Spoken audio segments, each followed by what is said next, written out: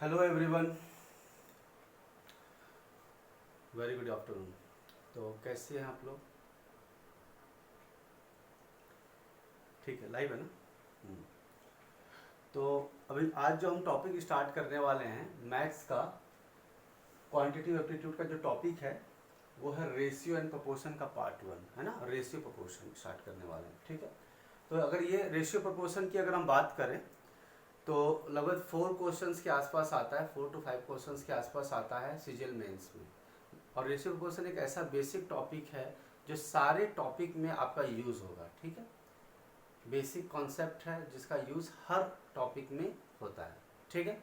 चलिए, तो एक एक करके स्टार्ट करते हैं। तो अगर मैं पूछूंगा कि भाई रेशियो किसको बोलते हैं, तो आप बोलेंगे कि ये क्वांटिटी, दो क्वांटिटीज़ है जिसको हम किसी फ्रैक्शन में डिनोट करते हैं ना। ए अपॉन बी लिखा हमने, यानी ए अपॉन बी का जो फ्रैक्शन है यही क्या है, हमारा रेशियो है, ठीक है। तो अगर हम एग्जांपल रेशियो में जो ए और बी है, तो ए को हम बोलते हैं एंटीसेंट और बी को बोलते हैं कॉन्सिक्वेंट। क्या बोलते हैं? कॉन्सिक्वेंट बोलते हैं, ठीक है। अगर 3/7 मैंने लिखा है तो ए हो गया एंटीसेंट और 7 हो गया कॉन्सिक्वेंट, ठीक है। अच्छा, अगर मैं किसी रेशियो को मल्टीप्लाई करूंगा same non zero number, non zero मतलब अगर मैं 3 × 0/7/0 कर दूंगा तो 0 0 होगा, तो मीनिंगलेस हो गया ना। तो अगर मैं किसी को नॉन जीरो नंबर से मल्टीप्लाई करता हूँ तो रेशियो पर कोई इफेक्ट नहीं पड़ेगा। जैसे देखिए यहाँ पे 3/7 है, क्या है 3/7। 3/7 में मैंने 2 से ऊपर भी मल्टीप्लाई किया, नीचे भी किया, ऊपर भी 3 से किया, 3 से नीचे भी किया, 6 से किया, कोई फर्क नहीं पड़ने वाला है, ये दोनों वापस कट ही जाएगा। और at the end of the day या लास्ट में हमारे पास वैल्यू 3/7 ही आएगा। चलिए आगे बात करते हैं प्रोपोर्शन की। किसकी बात करते हैं? प्रोपोर्शन की। इक्वालिटी ऑफ टू रेशियोज, है ना। जब हम दो रेशियोज को क्या कर देते हैं, इक्वल कर देते हैं, इसमें क्वेश्चंस करेंगे तो और क्लियर होगा। तो equality of two ratios is called proportion, है ना। इक्वल रेशियो में किसी चीज को हम बांट देते हैं तो हम कहते हैं कि सेम प्रोपोर्शन में है। जरा ध्यान से देखिए, समझिए इसका मतलब क्या है। जैसे a/b = c/d है, ठीक है। a/b एक रेशियो फर्स्ट है और ये दूसरा रेशियो। जब रेशियो 1 को रेशियो 2 के इक्वल कर देंगे तो हम कहेंगे ये दोनों कैसे हैं, प्रोपोर्शन में है। क्या बोलेंगे?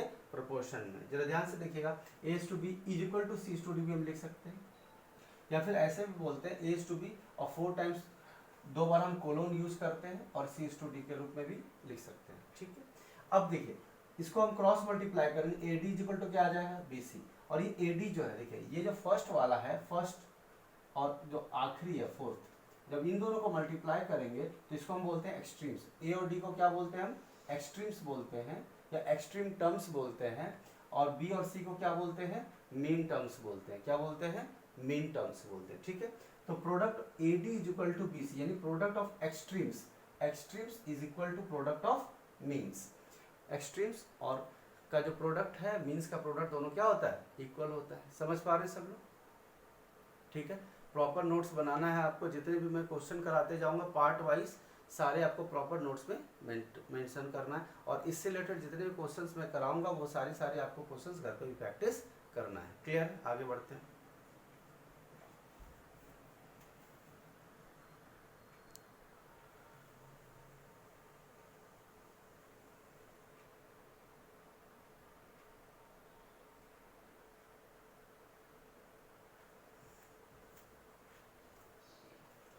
चलिए आगे बढ़ते हैं हम लोग।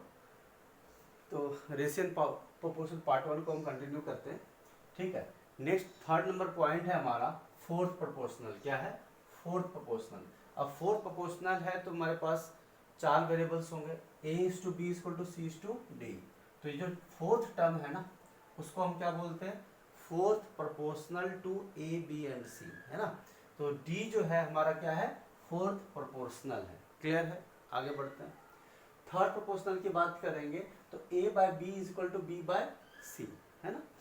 अब इसको अगर थर्ड प्रोपोर्शनल है तो अगर आप ध्यान से देखिएगा तो a पहला वेरिएबल हो गया, b दूसरा वेरिएबल हो गया, थर्ड वेरिएबल कौन सा आ गया? c, जो तीसरा टर्म है c हो गया। तो जो थर्ड प्रोपोर्शनल किस a और b का क्या आएगा? c आएगा। क्या आएगा? c आएगा। क्लियर है? एग्जाम में पूछा जाता है आपसे कि थर्ड प्रोपोर्शनल आपको निकालना है, a दिया है, b दिया है, c निकाल, c की जगह पे x रख लेंगे तो क्वेश्चन करेंगे, क्लियर हो जाएगा, ठीक है। मीन प्रोपोर्शनल की बात करते हैं। मीन प्रोपोर्शनल जो होता है a और b का क्या होता है? √AB होता है। क्या होता है? √AB होता है, ठीक है। क्लियर है, समझ रहे हो बात को? चलो आगे देखते हैं। कंपैरिजन ऑफ रेशियोज, दो रेशियो को अगर आप कंपेयर करेंगे तो सपोज पहला रेशियो है A:B और दूसरा रेशियो है C:D, तो आप बोलेंगे A:B को हम A/B लिख सकते हैं, C/D C:D को C/D लिख सकते हैं। तो हम क्रॉस मल्टीप्लाई करेंगे तो क्या AD is greater than BC, यानी अगर AD is greater than BC है तो हम दो रेशियोज को क्या कर सकते हैं, कंपेयर कर सकते हैं कि कौन सा बड़ा है कौन सा छोटा है। क्लियर है, आगे बढ़ते हैं। अब कहा गया कंपाउंडेड रेशियो, कंपाउंडेड रेशियो का मतलब क्या होता है, कंपाउंड करना, मिक्स करना, है ना। चलिए, compounded ratio of the ratios A:B, C:D, E:F। तो A, C और E है ना, A, C और E को क्या कर दीजिए आप, मल्टीप्लाई कर दीजिए, और B, D और F को क्या कर दीजिए, मल्टीप्लाई कर दीजिए। इन तीनों का, दोनों का जो प्रोडक्ट का जो रेशियो होगा वही इसका क्या होगा, कंपाउंडेड रेशियो कहेंगे। तो अगर आप कह सकते हैं A:B है, C:D है, E:F है, तो न्यूमरेटर में कौन आएगा, A आएगा, C आएगा और E आएगा, और डिनोमिनेटर में कौन आएगा, नीचे कौन आएगा, B, D और F। तो न्यूमरेटर ACE हो गया और BDF क्या हो गया, डिनोमिनेटर हो गया। तो इन दोनों का जो रेशियो है वो कंपाउंडेड रेशियो होगा किसका, A:B, C:D और E:F का होगा। क्लियर है, आगे बढ़ते हैं। Duplicate ratio of A:B, duplicate का मतलब एक का कॉपी दोबारा बना देना, सही बात है। तो A एक बार फिर से मल्टीप्लाई हो गया खुद से, और B खुद से मल्टीप्लाई हो गया एक बार खुद से, तो क्या होगा, A:B का क्या होगा, A²:B², ठीक है। सब डुप्लीकेट, सब डुप्लीकेट का मतलब क्या है, इसमें स्क्वायर किए थे इसमें स्क्वायर रूट कर देंगे, ठीक है। तो A:B का जो सब डुप्लीकेट रेशियो होगा वो क्या होगा, √A:√B होगा, ठीक है। चलिए नेक्स्ट है triplicate ratio of A:B। Triplicate का मतलब एक चीज का 3 बार कॉपी बन जाना, है ना, 3 टाइम्स, है ना, ऐड नहीं करना है, 3 टाइम्स मल्टीप्लाई करना है। तो A का बन जाएगा A3, A का बन जाएगा A3 और B का बन जाएगा B3। क्लियर है, आगे बढ़ते हैं। नेक्स्ट है सब ट्रिप्लीकेट रेशियो ऑफ A:B। सब triplicate ratio of A:B is A³ जो रूट होगा और B³ का जो रूट होगा, या फिर हम कह सकते हैं A के पावर 1/3 और B के पावर 1/3, ठीक है, आगे बढ़ते हैं। अब नेक्स्ट देखते हैं जो कंपोनेंटो डिविडेंडो का कॉन्सेप्ट है। अगर एक रेशियो दो रेशियो को इक्वल दिया गया है, if A:B is equal to C/D then A+B/A-B, इसका न्यूमरेटर और ये दोनों को मल्टीप्लाई कर दिया, ऐड कर दिया, और इन दोनों को ऐड करके और सब्ट्रैक्शन, यानी पहला न्यूमरेटर में हम सम रखेंगे और डिनोमिनेटर में डिफरेंस रखेंगे, ठीक है, रेशियो का। ऊपर में क्या करेंगे A+B और नीचे क्या करेंगे A-B, प्रोवाइडेड कि A बड़ा होगा B से, करेक्ट, और इसमें C बड़ा होगा D से, तो C+D/C-D। क्लियर है, आगे बढ़ते हैं। तो ये कॉन्सेप्ट कौन सा आता है, कंपोनेंटो डिविडेंडो, आप पढ़े भी होंगे इस चीज को क्लास 10th में, ठीक है, आगे बढ़ते हैं।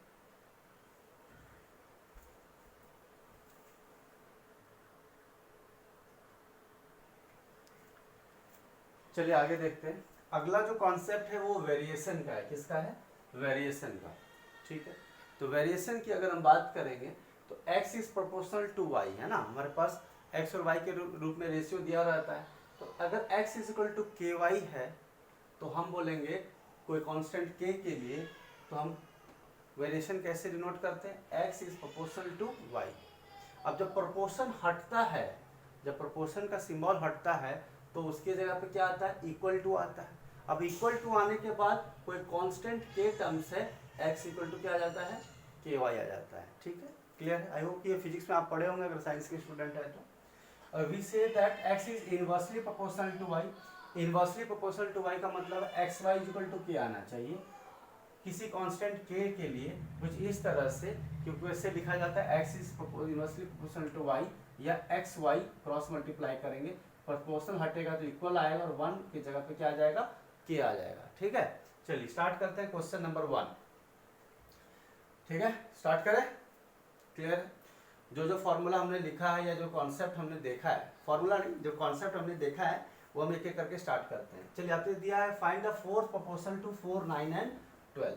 अब बताइए मैंने आपको 4 प्रोपोर्शनल लिखा कैसे जाता है, मैंने बोला था कि मेरे पास कुछ रेशियो होता है, कुछ A, B, C:D, तो ये D को हम क्या बोलते हैं, 4th प्रोपोर्शनल बोलते हैं। अभी मैंने लिखाया था, आपको लिखाया था ना।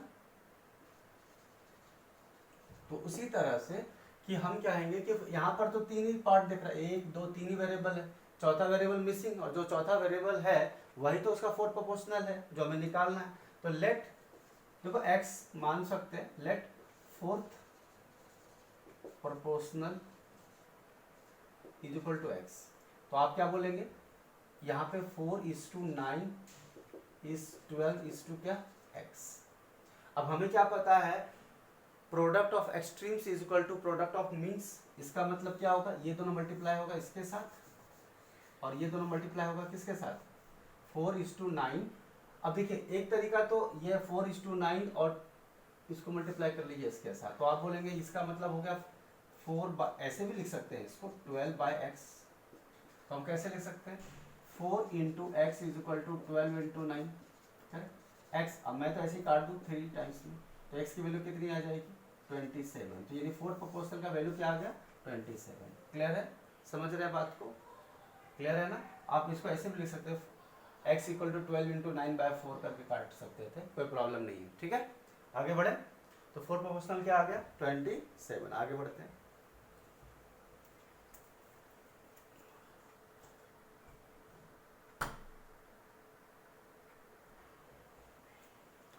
चलिए नेक्स्ट क्वेश्चन देखते हैं, क्वेश्चन नंबर 2। नेक्स्ट दिया है, find the third proportional to 16 and 36, है ना। देखिए मैं स्टार्ट कर रहा हूँ बेसिक से और हम लोग चलेंगे एडवांस्ड की तरफ। ठीक है, एडवांस्ड क्वेश्चंस भी करेंगे। ठीक है, चलिए थर्ड प्रोपोर्शनल टू 16 and 36 की अगर हम बात करेंगे, तो अभी मैंने बताया था कि थर्ड प्रोपोर्शनल के लिए कैसे करते हैं, a is to b is such that c is to b is to c। इसका मतलब तो ये होता है a/b is equal to b/c, correct. और ये जो c होता है यही तो क्या है मेरा थर्ड प्रोपोर्शनल है ना। अब चाहे तो मैं c को x मान सकता हूँ, कोई प्रॉब्लम वाली बात नहीं, लेकिन अगर मैं डायरेक्ट बोलूंगा c की वैल्यू तो बताइए, तो आप बताएंगे कि b² a। अब मुझे बताइए कि अगर हम इसी चीज को जो क्वेश्चन दिया है, गिवन क्वेश्चन दिया हुआ है हमारे पास, उसको हम कैसे लिख सकते हैं, 16 दिया और क्या दिया है 36 दिया है, और मिसिंग क्या है थर्ड वाला पार्ट, यानी 16:36:36:x। ऐसे बोल सकते हैं हम, बोल सकते हैं कि नहीं बोल सकते, यानी x के जगह पे क्या है c है, राइट। तो b² ये क्या है मेरा b है, ये क्या है b है, और ये क्या है मेरा a है, यानी b² तो b के जगह पे हम क्या रखेंगे 36 × 36 या 36 का स्क्वायर अपॉन a की वैल्यू कितनी है 60, 4 4 जा 16, 4 9 जा तो क्या हुआ 81, और यही इसका क्या हो जाएगा आंसर हो जाएगा। क्लियर है, समझ रहे हैं बात को। ठीक है, आगे बढ़ते हैं। Find the mean proportion between 0.08 and 0.18। देखो वैसे तो फॉर्मूला मैंने अभी बता दिया है, आपको कॉन्सेप्ट बता दिया, बट फिर भी मैं लिख देता हूँ आप लोग के लिए। अगर a is to b दिया है तो इसका मीन प्रोपोर्शन क्या होता है, मैंने अभी लास्ट वाले पॉइंट में बताया था आपको, पीछे वीडियो देख लीजिए जाकर के आप लोग। ये क्या होता है √ab होता है। अब मुझे बताइए a is to b की जगह पे क्या दिया, a की जगह पे दिया है 0.08 और b की जगह पे क्या दिया हुआ है 0.18, सही। तो √ab आना चाहिए, सही है, √ab आना चाहिए, इसके मतलब 0.08 इंटू कितना 0.18, सही है। अब मुझे बताइए अगर ये 0.08 है तो पॉइंट, चलो यहीं पे लिख देता हूँ मैं, ठीक है। अगर पॉइंट जाएगा तो क्या 8/100 दो जीरो है, इंटू पॉइंट जाएगा तो कितना 18/100, तो ये आ जाएगा कितना 18 8 144, 144/10,000, करेक्ट। तो 144 का अंडर रूट से बाहर आएगा तो क्या आ जाएगा √144 आ जाएगा 12, और ये 10,000 है, 10,000 का जब रूट आएगा तो कितना बच जाएगा 100 बच जाएगा। तो 12/100 कितना होता है 0.12, और यही इसका क्या हो जाएगा आंसर हो जाएगा। क्लियर है, चलिए आगे बढ़ते हैं, नेक्स्ट क्वेश्चन देखते हैं।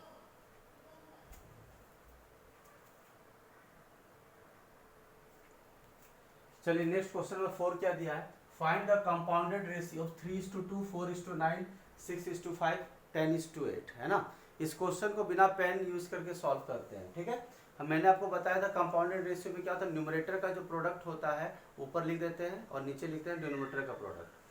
3 4 12, 6 72 इंटू 10 720, 9 2 18, 5 90, 98 720, 720/720 1:1 आंसर हो गया। ठीक है, क्लियर है। चलो अब सॉल्व करते हैं इसको, जो लोग को नहीं समझ में आया वो देख लीजिए, ठीक है। चलिए, तो अभी मैंने बताया था कंपाउंडेड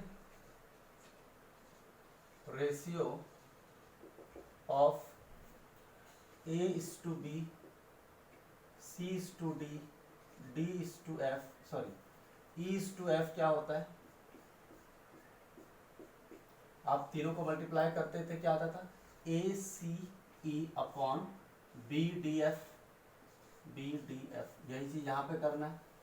तो A के जगह पे क्या है, 3:2, 4:9, 6:5 और 10:8, क्लियर है, राइट। अब मल्टीप्लाई कीजिए इसको इसके साथ, इसको इसके साथ, इसको इसके साथ, कितना आ गया, 12, 6 72, 720,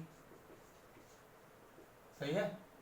अरे बोलो क्लियर है कि नहीं, ऐसे कर लो, 3 × 4 × 6 × 10, फिर इसको इसके साथ करो, इसको इसके साथ करो, इसको इसके साथ करो, 2 × 9 × 5 × 8, क्लियर है।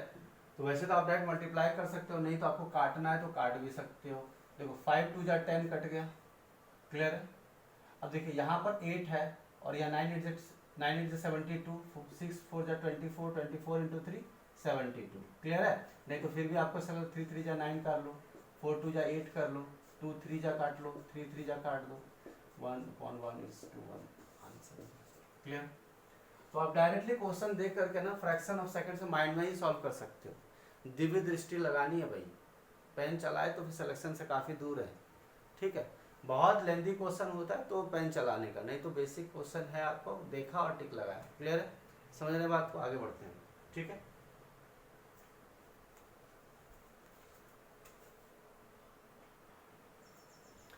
चलिए नेक्स्ट क्वेश्चन देखते हैं। हमारा दिया है divide ₹858 in the ratio of 1/5, 1:10 and 1:15, find the first share, है ना।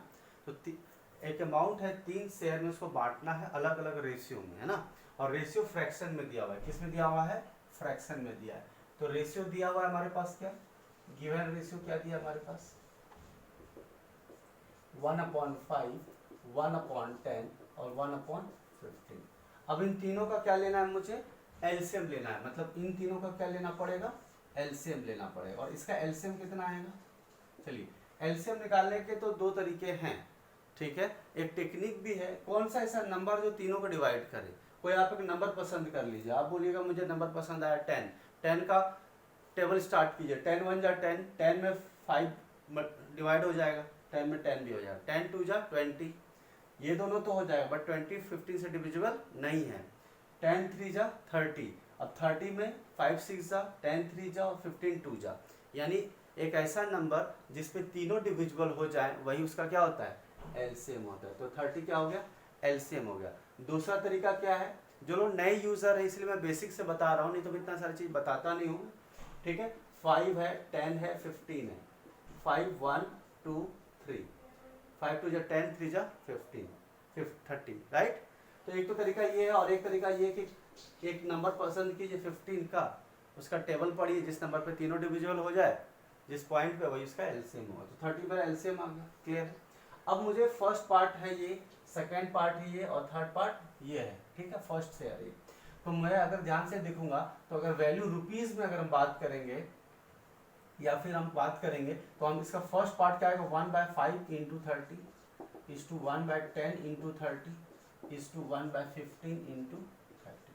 अगर मैं करूंगा तो ये 6 हो जाएगा, ये 3 हो जाएगा और ये 2 हो जाएगा। यानी मेरे पास रिक्वायर्ड रेशियो पहले फ्रैक्शन में था, बट अब हम इसको प्रॉपर नंबर में लेकर आए हैं, जो आया 6:3:2। यानी तीनों पार्ट को डिवाइड किया गया रेशियो में, 6:3:2 के रेशियो में डिवाइड किया, ठीक है। और 6 + 3 + 2 का जो सम है वो कितना दिया हुआ है हमारे पास, ₹858 दिया हुआ है। तो आप कहेंगे कि या तो आप x मान लो, 6x + 3x + 2x, 11x = 858, तो x की वैल्यू आ जाएगी। एक तो आप ऐसे सोच सकते हो, और x को ही हम यूनिट्स बोलते हैं, है ना। तो अगर हम कहेंगे 6 + 3 + 2 x = 658, या फिर हम इसको ऐसे ही बोल सकते हैं 6 + 3 + 2 यूनिट्स इज इक्वल टू 658। बहुत सारे बच्चों को समझ में नहीं आता यूनिट्स क्या चीज़ है ना। तो 11 यूनिट कितने के बराबर हो गया, 658 के बराबर हो गया। समझ पा रहे हैं इस चीज़ को। तो 1 यूनिट कितने के बराबर होगा, 658/11। सही है।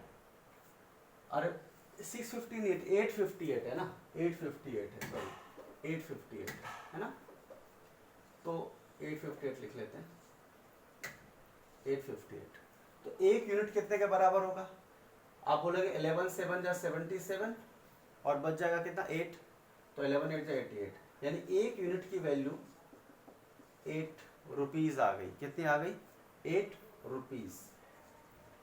ठीक है, आप समझ पा रहे हैं। तो चलिए आगे बढ़ते हैं। अब देखिए 1 यूनिट की वैल्यू अगर कितने आ गई, 8 आ गई है, सॉरी 78 आ गई है, 78 आ गया। क्लियर। तो मैं पूछा जा रहा है फर्स्ट शेयर, तो फर्स्ट शेयर कौन सा, ये। तो फर्स्ट शेयर की वैल्यू कितनी आएगी, आप इसको ऐसा भी बोल सकते थे कि x की वैल्यू 78 आ जाएगी। ठीक है, तो फर्स्ट शेयर की वैल्यू कितनी आएगी, 6 × 78। 8 अब देखिए 8 6 का कितना है 48। कौन सा ऐसा ऑप्शन है जिसमें लास्ट में ऑप्शन यूनिट डिजिट 8 है, यहाँ पे भी है, यहाँ पे भी, तो हमें सॉल्व करना पड़ेगा। ठीक है, और आप ऐसे भी सोचिए कि 288 इसका वैल्यू नहीं हो सकता, क्योंकि 6 7 जा 42 है, यानी 400 से वैल्यू ज़्यादा आएगी। क्लियर है, तो आप वैसे भी डायरेक्ट टिक लगा सकते थे 468, बट फिर भी अब मैं इसको सॉल्व कर देता हूँ। 8 6 जा 48 का 8 आ गया, बच गया 4, 6 7 जा 42, 42 + 4 इज 468। तो इसका आंसर क्या आ गया, ₹468 इसका आंसर हो गया। क्लियर है, समझ पा रहे हैं। अगर मुझे इस क्वेश्चन को कम टाइम में सॉल्व करना होता या 5 सेकंड्स में सॉल्व करना होता तो मैं सीधा देखता इसका वैल्यू कितना दिया है। एलसीएम है 30, 5 6 + 3 + 15 2 जा 11, 11 यूनिट कितने के बराबर है 858। चाहिए किसकी वैल्यू चाहिए, फर्स्ट शेयर की चाहिए। फर्स्ट शेयर का वैल्यू कितना है 6, तो क्या आ जाएगा 858। 11 यूनिट 858 है, तो 6 यूनिट कितना आएगा, तो क्या करते हैं हम लोग 858 है ना, इंटू 6/11 कर देते, ये 78 टाइम्स में चला जाता, वैल्यू कितना आता 468। क्लियर है। तो एग्जाम में इतना सारा चीज नहीं करना, बहुत सारी चीजें हैं जो माइंड में करनी है आपको। ठीक है, क्लियर है, आगे बढ़ते हैं।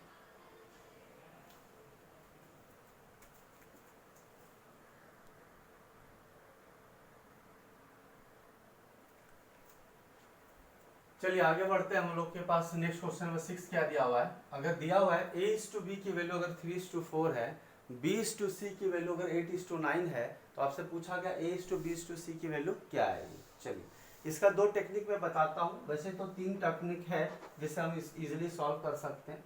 तो एक टेक्निक तो ये है कि हम लोग इसको रिवर्स वे में देखते हैं कैसे है ये। देखिए A/B की वैल्यू क्या दी गई है 3:4 दिया, राइट। A/B की वैल्यू क्या दी गई है 3:4 दिया है। अब B/C की वैल्यू क्या दी गई है 8:9 दिया। आप समझ पा रहे हैं। इस प्रोसेस में अगर आप ध्यान से देखेंगे तो डायगोनली B से खत्म हुआ है और B से स्टार्ट हुआ है। आप समझ पा रहे हैं इस चीज को। C/B नहीं होना चाहिए, A/B है तो B से ही स्टार्ट होना चाहिए। ये चीज का आपको ध्यान रखना है, पहली बात। तो दूसरी बात, चलिए अब हम इसको अगर सॉल्व करना चाहेंगे, अगर मैं पूछूंगा A/B/C बताइए, तो आप क्या करेंगे, पहले उल्टा एन है ना, उल्टा एन का मतलब पहले इसको करना है फर्स्ट स्टेप, फिर सेकंड स्टेप ये रहेगा और थर्ड स्टेप ये रहेगा। आप समझ पा रहे हैं, थर्ड स्टेप ये रहेगा। आप देखो आप एन ऐसे लिखते हो ना, बट एन को आपको कैसे करना है, एन आप ऐसे लिखते हैं, लेकिन आपको जब आपको सॉल्व करना है तो एन ऐसे करना है अपोजिट साइड। ठीक है, क्लियर है, या फिर ऐसे कर लेना, समझ रहे हैं। उल्टा एन बोल सकते हैं या अपोजिट एन बोल सकते हैं। ठीक है, ध्यान से देखिएगा। पहले 3 को मैंने 8 से मल्टीप्लाई किया तो कितना आ गया 24 आ गया, और फिर 8 को 4 से मल्टीप्लाई किया कितना आया 32 आ गया, और 4 को 9 से किया आया तो कितना आया 36 आ गया। क्लियर है, ठीक है, आगे बढ़ते हैं। 24 आ गया, 32 और आ गया, और क्या आ गया 36 आ गया।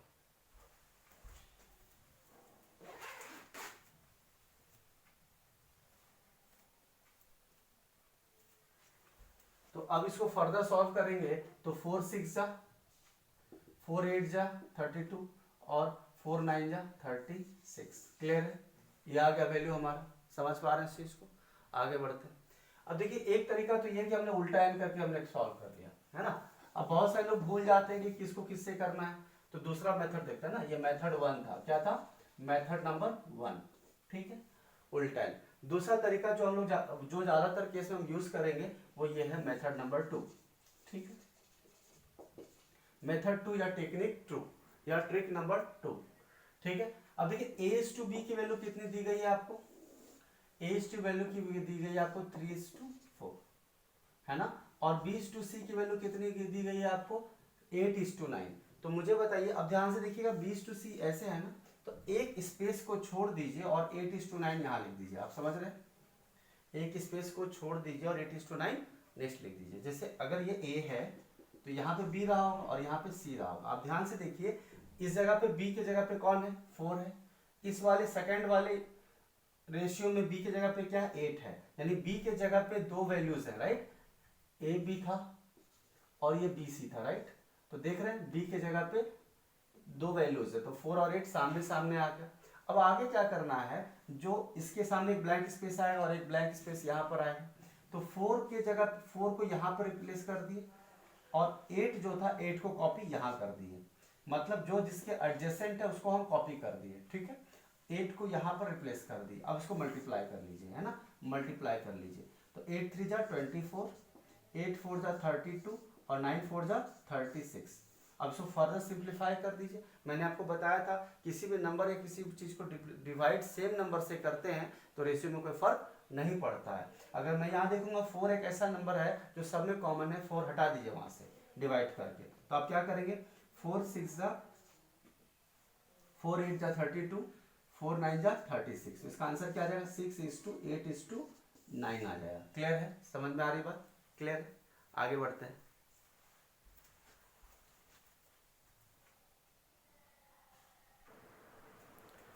तो क्लियर हो गया, समझ में आ रही बात। चलिए एक क्वेश्चन में और देता हूँ इससे ही मिल करके, है ना, एक क्वेश्चन में और देता हूँ आप लोग को।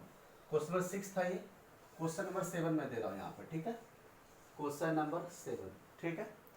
आपको दिया गया है a:b की वैल्यू है 4:7, b:c की वैल्यू है 2:3। आपको निकालना है a:b:c, ठीक है, ध्यान से देखिएगा, फिर से एक करा देता हूँ मैं।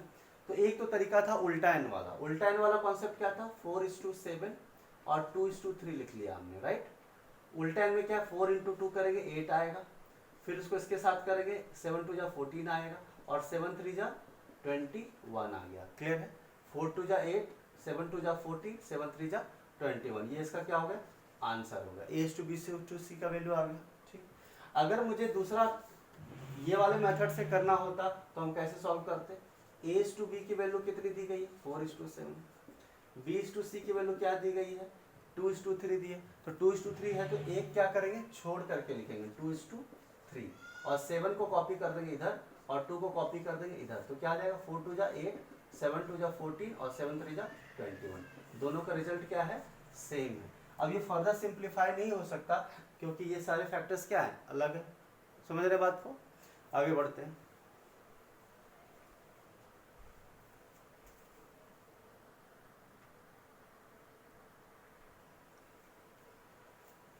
चलिए क्वेश्चन नंबर 8 देखते हैं। नेक्स्ट क्वेश्चन क्या दिया हमारे पास, दिया है a:b = 7:3, b:c 6:10, c:d 15:17, a:b:c:d आपको निकालना है, ठीक है। चलिए तो पहले हम वो वाला मेथड देखते हैं जिसमें हम लोग जैसे उल्टा एन वाला जो मेथड था, राइट, ठीक है, आगे बढ़ते हैं। चलिए ध्यान से देखिएगा, a:b का वैल्यू और c:d मैंने लिख लिया, ठीक है।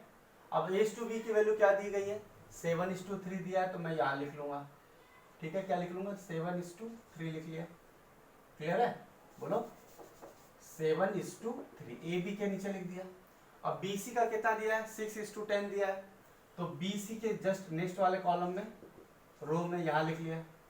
b:c कितना दिया है, 6:10 दिया है ना।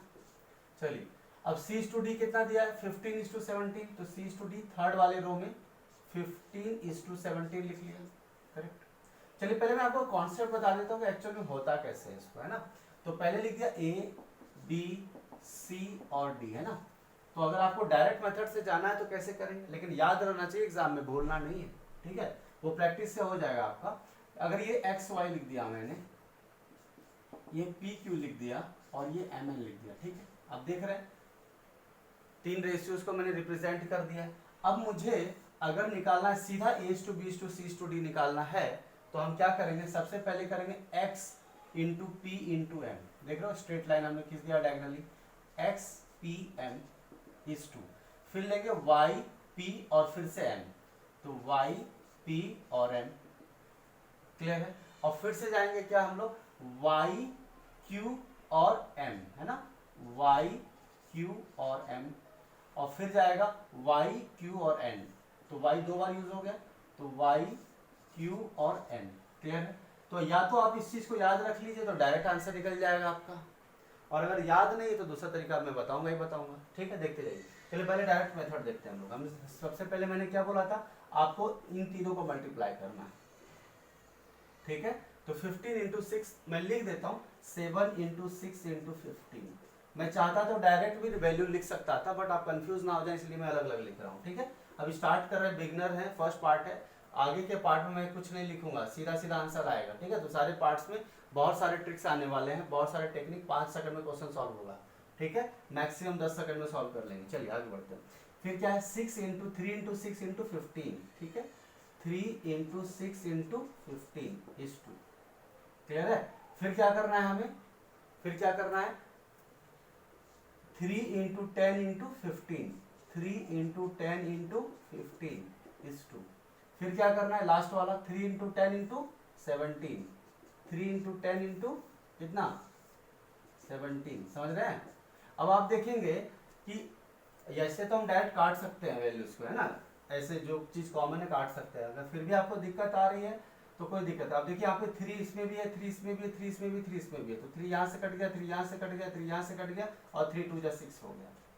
अब आप देख रहे हैं 5 3 जा 15, 5 3 जा 15, 5 2 जा 10, 5 2 जा 10, क्लियर है।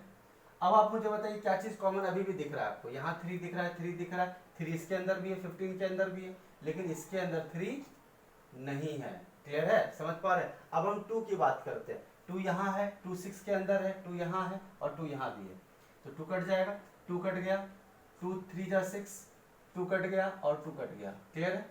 मेरे पास क्या बच जाएगा बताइए, 7 3 जा 21, 3 3 जा 9, अब क्या बच गया यहाँ पे 15 ही रह गया, और यहाँ पे क्या बच गया 17, क्या रह गया 17, तो यही क्या हो गया मेरा आंसर हो गया, क्या हो गया आंसर हो गया, क्लियर है, समझ पा रहे हैं इस चीज को, कोई डाउट नहीं है, क्लियर है।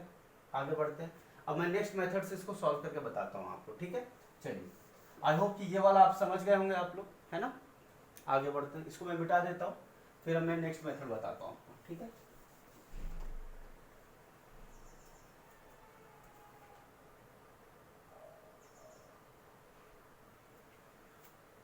चलिए टेक्निक नंबर 2 देखते हैं। ये वाला तो क्लियर हो गया आपको, है ना, समझ रहे हैं बात को। तो सबसे पहले ये वाला स्ट्रेट लाइन लिए, फिर ये वाला लिए, फिर ये इसके साथ लिए और फिर इसको इसके साथ लिए, क्लियर है। तो अगर मैं इसका डायग्राम बनाने की कोशिश करूंगा तो सबसे पहले स्ट्रेट लाइन आ गया। सेकेंड वाले में क्या आया, सेकेंड वाले केस में कैसे आया, ऐसे आया, आप क्लियर समझ रहे हैं बात को। इस वाले में तो क्या स्ट्रेट लाइन हम चले गए, सेकेंड वाले केस में इस टाइप से आया हमारा। थर्ड वाले केस में कैसा आया, ऐसे आया, ठीक है। और फोर्थ वाले केस में लास्ट वाला, ठीक है, याद रहेगा, प्रैक्टिस करेंगे तो क्लियर हो जाएगा, ठीक है। आगे बढ़ते हैं। ट्रिक नंबर 2 क्या है, बड़ा सिंपल सा फॉर्मेट है, कॉपी पेस्ट का कंसेप्ट है। कॉपी पेस्ट का कंसेप्ट का मतलब A/B की वैल्यू कितनी दी गई है, 7:3 दिया। देखिए B पे खत्म हुआ है तो क्वेश्चन में भी B से स्टार्ट हुआ है। अगर C/B दिया रहता 6:10 तो आप 10:6 बनाते B/6 के लिए, B/C के लिए, समझे। तो हमारा याद रखिएगा जहां से खत्म हुआ है वहीं से दूसरी रेशियो स्टार्ट होनी चाहिए, न्यूमरेटर आई मीन, है ना। चलिए B/C की वैल्यू कितनी दी गई है, 6:10 दिया गया, क्या दिया है 6:10। तो यहाँ पर क्या करेंगे 6:10 एक स्टेप को छोड़ करके लिख देंगे, समझ रहे बात को। नेक्स्ट C/D की वैल्यू कितनी दी गई है 15:17। तो ये वाला स्टेप तो पहले से छूटा हुआ है, एक स्टेप और छोड़ना है, क्या आएगा 15:17। तो यहाँ आ जाएगा 15, और यहाँ आ जाएगा 17। अगर आप ध्यान से देखेंगे 1 2 3 4 स्पेसेस है, तो यहाँ पे 2 है तो 2 स्पेसेस यहाँ पे हम फिर से बना लिए, 3 स्पेसेस ऑक्युपाइड हो गया, 1 स्पेसेस बच गया, एक यहाँ लिख दिया। आगे क्या करना है, ये वाला जो 3 है यहाँ भी कॉपी होगा और यहाँ भी कॉपी होगा, समझ रहे हैं? जो एडजेसेंट में होता है उसके कॉपी हो जाता है, जिसके अगल बगल में जो स्पेसेस खाली है उसके बगल में same to same value copy हो जाती है। 3 यहाँ भी आ गया और 3 यहाँ भी आ गया, ऐसा भी बोल सकते हैं 3 कॉपी होकर ऐसे आ गया, ठीक है। अब देखिए 10 के बगल में एडजेसेंट में क्या है, यहाँ 10 आ जाएगा, 6 का एडजेसेंट जगह खाली है, 6 यहाँ आ गया, क्लियर है। 15 के 2 स्पेसेस खाली, यहाँ तो 17 लास्ट में, तो 15 यहाँ भी आ जाएगा और 15 यहाँ भी आ जाएगा। अब आप फिर से वही चीज देखेंगे, सेम चीज वही निकल कर आ गया, सेम टू सेम इक्वेशन। आप चाहें तो इसको मल्टीप्लाई भी कर सकते हैं, आप मल्टीप्लिकेशन में अगर स्मार्ट हैं तो बहुत सारी चीजें आपकी आसानी से सॉल्व हो जाएगी। 15 6 जा 90, 97 जा 630, ठीक है, क्लियर है। 15 6 जा 90, 93 जा 270, 15 10 जा 153 जा 450, 17 3 जा 51 इंटू 10 510। अब आप देखो 10 0 0 तो कैंसिल हो गया, है ना। अब इसको मैं छोटा करना चाहूंगा तो कौन सा ऐसा नंबर है जो सब में कॉमन है, तो आप बोलेंगे कि सर 3 कॉमन है, 3 21 जा, 3 9 जा और 3 15 जा और 3 17 जा, तो आंसर सेम टू सेम आ गया। और आंसर कौन सा है, 21 9 15 और 17, क्लियर है। इस वाले केस में हमने क्या किया था, मल्टीप्लाई किया था, 7 इंटू 6 इंटू 50। ये वाला जो पार्ट आया था किससे आया था, 3 इंटू 6 इंटू 50। तुम लोग को याद नहीं रहता है क्या जी, मल्टीप्लाई मैंने कर दिया, वहां पे वही चीज मैंने लिखा था अलग से, इस पर मैं मल्टीप्लाई कर डायरेक्ट लिख दिया, 3 इंटू 10 इंटू 15। देखो मैं इतना बेसिक से अभी बता रहा हूँ पार्ट 1 में, आगे का जैसे ही पार्ट 3 से स्टार्ट होगा मैं फटाफट बताता स्टार्ट कर दूंगा, क्लियर है कि नहीं। चलो चूंकि बिगिनर है इसीलिए बता रहा हूँ, है ना। चलिए आगे बढ़ते हैं, 3 इंटू 10 इंटू 70 सॉल्व कर लीजिए, क्या आ जाएगा, ये इसका आंसर हो जाएगा, क्लियर है। आगे बढ़े, चलो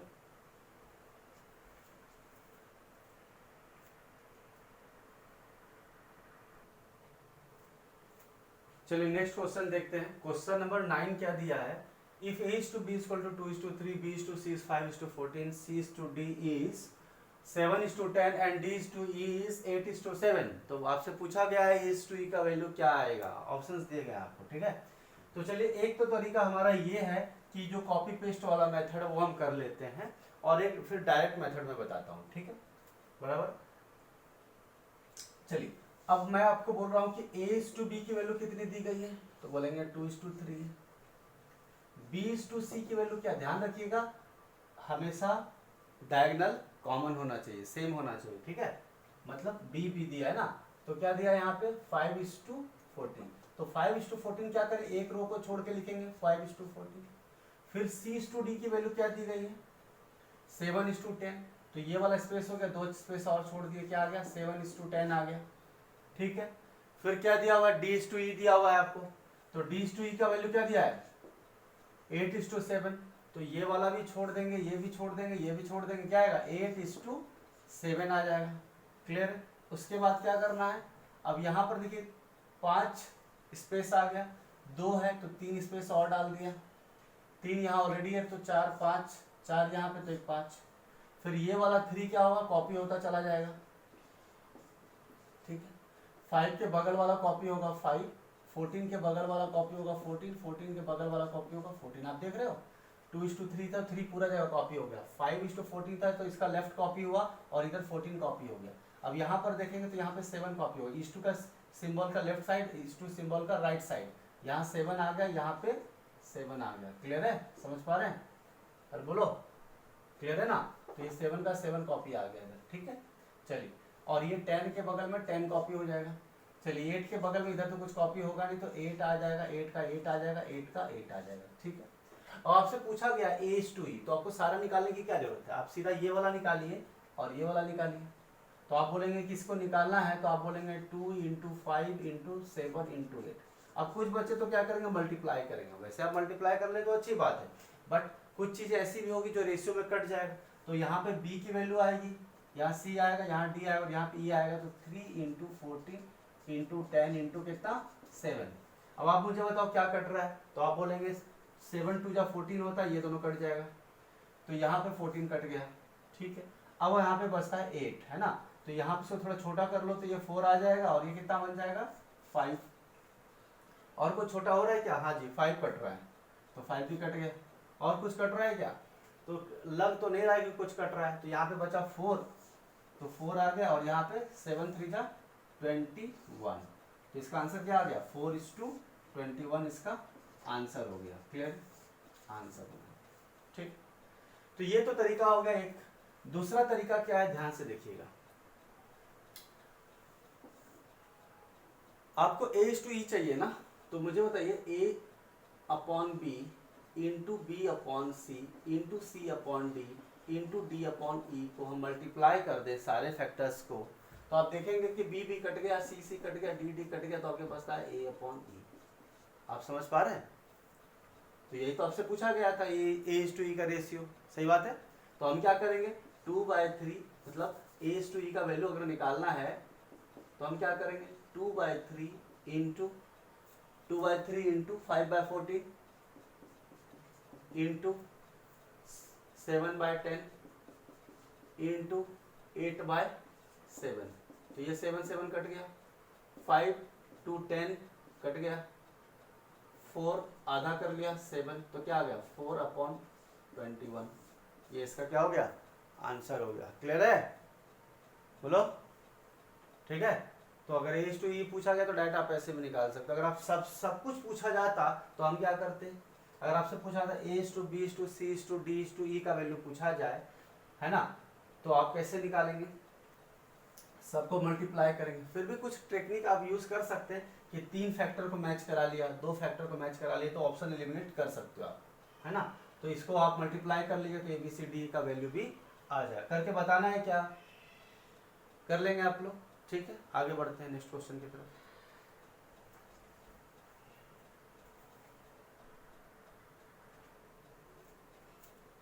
भाई मैं कह तो रहा हूँ कि आप कर लोगे, लेकिन मुझे भरोसा 1% का नहीं है, ठीक है।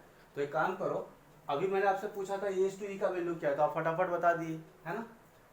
अब मैं पूछ रहा हूँ सेकंड क्वेश्चन में कि फाइंड A/B/C/D/E, है ना, इसकी वैल्यू बतानी है आपको, ठीक है। स्टार्ट करें, चलो।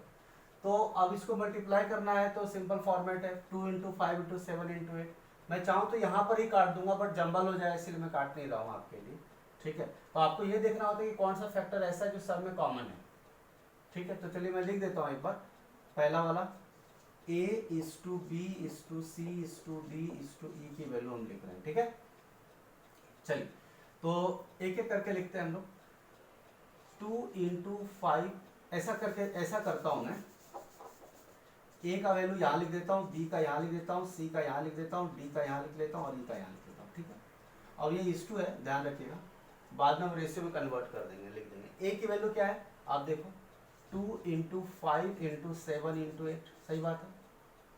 मैं सीधा लिखता तो लंबा हो जाता ना, लिख दिया। फिर 3 5 7 8, 3 इंटू 5 इंटू 7 इंटू 8, 3 14 7 8, 3 14 7 8, 3 14 10 7, 3 14 7 8 हो गया, 3 14 10 8 भी है ना, 3 14 10 और 8, ये D का हो गया। E का क्या है 3 14 10 7, 3 14 10 और 7, क्लियर है। चलो देखते हैं, आगे बढ़ते हैं। चलो मुझे बताओ कि कौन सा ऐसा नंबर है जो सब में कॉमन, तो आप बोलोगे कि 7 सब में कॉमन है, राइट। देखो ये 7 है, ये 7 है, ये 7 कट गया और ये 7 2 चला गया और ये 7 कट गया, ठीक है। अब आप बोलोगे कि सर अब क्या कॉमन है इसमें, तो आप देख रहे हैं 5 है, लेकिन इसके अंदर 5 नहीं है, तो हम 5 से काट नहीं सकते। चलिए आगे बढ़ते हैं। क्या 4 कॉमन सब में है? 4 से ये जाएगा 8 चला जाएगा, 4 इसमें चला जाएगा, 4 इसमें भी चला जाएगा, बट इस वाले केस में हम देखेंगे तो ये 4 से भी जाएगा, लेकिन कैसे 2 5 जा 10, 2 7 जा, यानी 4 से हम काट सकते हैं। तो अगर मैं 4 2 जा 8 हो गया, 4 2 जा 8 हो गया, 4 2 जा 8 हो गया। अब यहाँ पे देखेंगे तो 4 2 जा 8 हो गया, बट इसको 4 से काटना है तो पहले 14 को बनाना पड़ेगा 7 और 10 को बनाना पड़ेगा 5, है ना, तो 2 इधर से रिड्यूस हो गया और 2 इधर से रिड्यूस हो गया। क्लियर है? आई होप कि इसके अलावा तो कुछ कटेगा नहीं, क्योंकि 2 तो 4 जगह है, बट अब इसके अंदर 2 तो नहीं बचा है मेरे पास। यहाँ 7 बचा और यहाँ क्या बचा है 5। तो अब इसको हम सॉल्व कर लेते तो क्या आएगा, 5 2 जा 10, 2 जा 20, 5 3 जा 15, 2 जा 30, 14 3 जा 42, 42 2 जा 84, ये आ जाएगा। 3 2 जा 6, 10 जा 60 इंटू 2 120, ये आ जाएगा कितना, 7 5 जा 35 इंटू 3 105, है ना।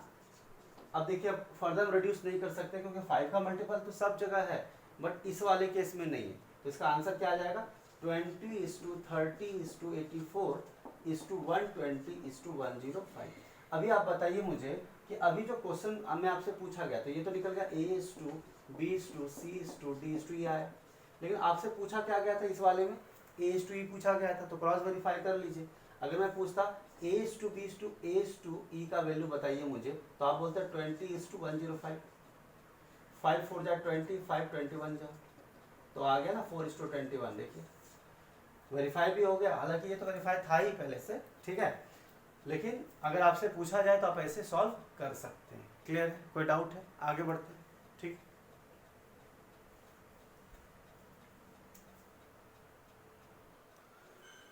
चलिए नेक्स्ट क्वेश्चन देखते हैं, हमारा क्वेश्चन नंबर 10। ठीक है क्या दिया है, if 5a:6b is the duplicate ratio of 5a minus c upon 6b minus c, तो कौन सा इक्वेशन सही होगा। चलिए, अगर 5a/6b according to question 5a/6b जो है डुप्लीकेट रेशियो है। डुप्लीकेट रेशियो क्या होता है, अगर a/b का डुप्लीकेट रेशियो क्या होता है, a²/b², सही बात है, बट यहाँ पर 5a/6b का डुप्लीकेट रेशियो क्या है, ये टर्म है, तो इसका क्या होना चाहिए, स्क्वायर होना चाहिए, राइट, सही बात है।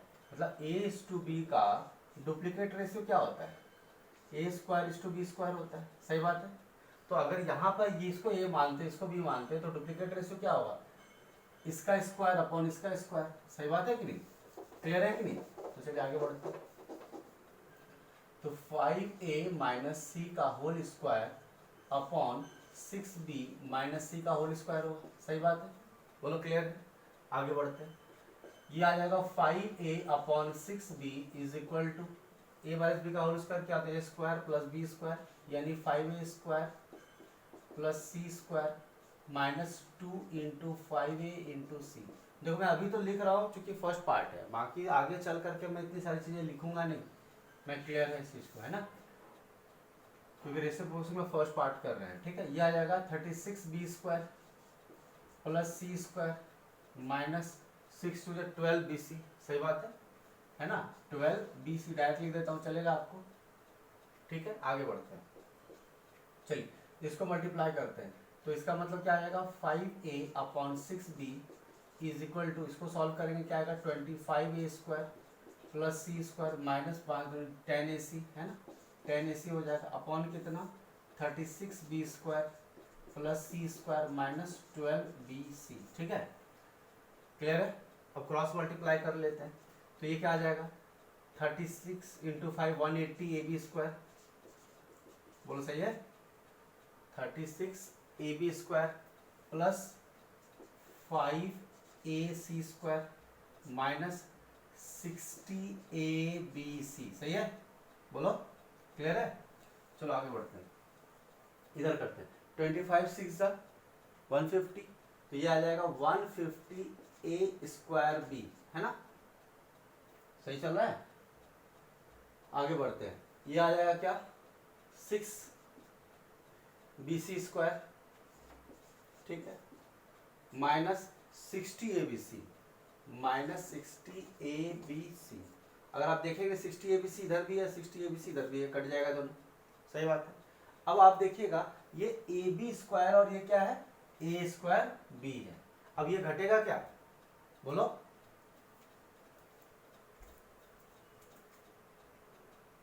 दिखाओ जरा, कटेगा, नहीं कटेगा, चलो देखो। अब ध्यान से देखिए, जब नहीं कटेगा तो मैं क्या करूंगा, ये वाला पार्ट को सामने ले आता हूं, 180ab² माइनस 150a²b, सही है, इज इक्वल टू, इसलिए भी कर रहे हैं क्योंकि मुझे ए बी जो है ना, आप देख रहे हो एक जगह लिखा हुआ है और अब दूसरे जगह पे सी है, सी है, सी है, तो ए बी को मुझे कहीं ना कहीं एक जगह लाना पड़ेगा, कुछ कॉमन लेना पड़ेगा। इसको उधर लेके जाते हैं, तो पहले यहाँ पे क्या आ जाएगा 6bc², इसको उधर लेके जाएंगे तो क्या आएगा 5ac²। अब देख रहे हो इसमें कुछ कॉमन आ रहा है, तो आप बोलोगे हाँ जी कॉमन तो आ रहा है। क्या कॉमन आ रहा है?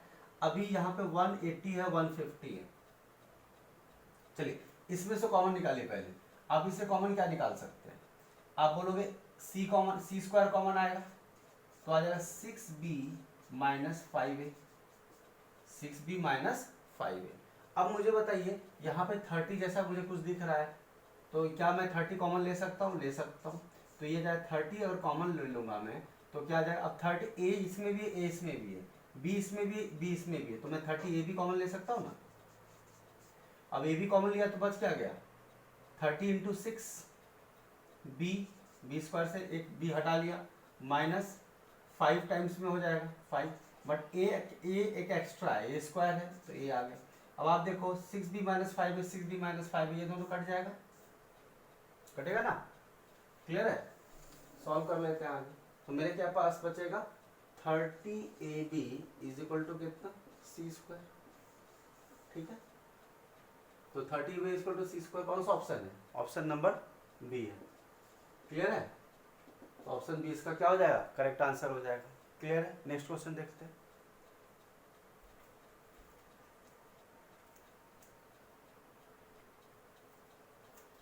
चलिए नेक्स्ट क्वेश्चन नंबर 11 देखते हैं। कहा गया है बॉयज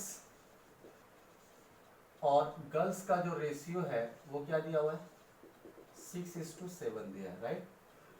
तो कौन सा टोटल नंबर ऑफ स्टूडेंट्स कौन सा नहीं हो सकता ऑप्शन में? तो आप बोलेंगे कि अगर मैं इसको 6x मानता और ये 7x मानता, या फिर हम बोलते 6 + 7 13 यूनिट्स। क्या बोलते? 6x + 7x इक्वल टू कितना 13x, या फिर हम बोलते 6 + 7 इज इक्वल टू 13 यूनिट्स। एक ही चीज़ है, x बोलो यूनिट्स बोलो एक ही बात है। तो 13 का जो मल्टीपल होगा वही टोटल नंबर ऑफ स्टूडेंट्स हो सकते हैं। 13 का मल्टीपल 26 है, यस। 13 2 जा, 13 4 जा, 13 8 जा। अब 67 तो 13 का मल्टीपल है ही नहीं, तो टोटल नंबर ऑफ स्टूडेंट्स कभी भी 67 नहीं हो सकता। क्लियर है? ठीक है, नेक्स्ट क्वेश्चन देखते हैं।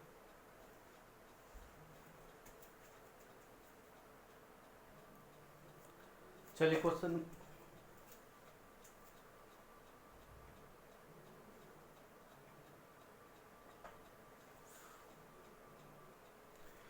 क्वेश्चन नंबर देखते हैं 12 नंबर। ठीक है, दिया है divide ₹150 in 3 parts such that the first part is 15 more than the second and the ratio between the first and third part is 2:7। Find the ratio between the 3 parts. ये दिया हुआ है आपका। चलिए स्टार्ट करते हैं। मैंने यहाँ लिख लिया ये फर्स्ट पार्ट है, ये सेकेंड पार्ट है और ये क्या है थर्ड पार्ट। आप समझ पा रहे हैं इस चीज को? फर्स्ट पार्ट, सेकेंड पार्ट और थर्ड पार्ट को मैंने इस तरह से डिनोट कर दिया। ठीक है, अब तीनों का सम कितना होना चाहिए 150 रुपीज होना चाहिए। कितना होना चाहिए 150 रुपये। First part is 15 more than the second and the ratio between first and third part is 2:7। First और थर्ड पार्ट का रेशियो कितना है? तो आप बोलेंगे 2:, कितना है 7। फर्स्ट इज टू थर्ड का दिया है ना, तो क्या मैं इसको ऐसा लिख सकता हूँ ये 2x है और ये 7x है, लिख सकते हैं ना। अब आगे कहा गया ratio between first part is 15 more than second. पहला पार्ट जो है सेकेंड से 15 ज्यादा है। अब एक बात बताइए, आपके भाई आपसे 15 साल बड़े हैं तो आप अपने भाई से 15 साल छोटे होंगे? अरे होंगे कि नहीं? बोलो, क्या डाउट हो गया? बताइए। फर्स्ट पार्ट जो है, first part is 15 more than, यानी फर्स्ट पार्ट जो है सेकेंड से 15 ज्यादा है, बट सेकेंड का तो कोई इंफॉर्मेशन ही नहीं है। तो इसका मतलब एक बात तो समझ में आया कि सेकेंड पार्ट जो होगा 15 कम होगा, क्योंकि पहला 15 ज्यादा है तो सेकेंड वाला 15 कम होगा। किससे? फर्स्ट से। तो हम इसको क्या करेंगे 2x माइनस कितना कहेंगे 15, क्योंकि फर्स्ट पार्ट जो था 15 ज्यादा था, तो सेकेंड पार्ट क्या होगा, 15 कम होगा। सही बात है। अब इन तीनों का सम कितना होना चाहिए, अकॉर्डिंग टू क्वेश्चन सम कितना होना चाहिए, कितने रुपीस के बराबर, 150 रुपीज के बराबर। जोड़ लीजिए, 2x 4x 11x 11x minus is equal to 150 plus 50, 11x is equal to 165। तो x की वैल्यू कितनी आएगी, 15 आ जाएगी। क्या आ जाएगी, 15। मैंने आपको बताया भी था कि अगर 15 को मल्टीप्लाई करना है 11 से, इन दोनों को जोड़ो, 5 + 1 6 बीच में डाल दो। अगर 16 को मल्टीप्लाई करना है 11 से, 6 + 1 जोड़ दीजिए, बीच में डाल दीजिए, आंसर आ जाएगा। तो वही मैंने किया, मुझे दिख रहा था 5 + 1 6 है और बीच में 6 लिखा हुआ है, इसका मतलब ये 11 तो है ही है, और जो मल्टीपल है, क्योंकि 11 तो यहाँ है ही, तो मल्टीपल किसका होगा, 15 का होगा, है ना। 5 + 1 15 को मैंने यहाँ से 1 इधर उतार दिया, 5 यहाँ डाल दिया, 15 आ गया। तो आपसे पूछा क्या गया था, क्वेश्चन आपसे क्या पूछा गया है, find the ratio between 3 parts. तो पहले फर्स्ट पार्ट की बात करेंगे, इसकी वैल्यू कितनी आ जाएगी, 2x आ जाएगा। तो 2x का वैल्यू कितना आ गया, 2 × 50 30। सेकेंड पार्ट कितना है जी, 2x - 15 है, तो 2x - 15 का मतलब 2x तो निकाल ही चुके हैं, 30 - 15 कितना आ जाएगा, 15। और थर्ड पार्ट की बात करेंगे तो कितना है, 7x, तो 7 × 50 = 105। तो रेशियो क्या आ जाएगा, first is to second is to third का रेशियो क्या आएगा।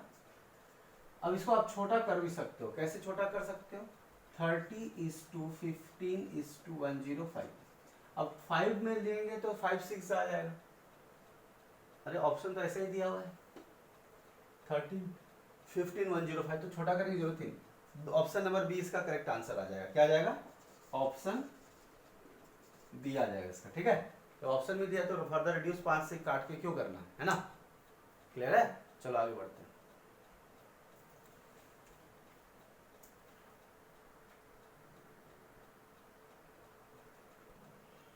चलिए क्वेश्चन नंबर 13 देखते हैं। Next question, what should be subtracted from each of the numbers 58 76 73 96 so that the numbers are in continued proportion.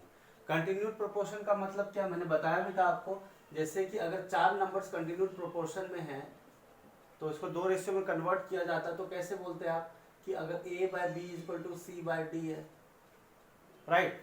या फिर हम इस क्वेश्चन को कैसे करेंगे देखते हैं।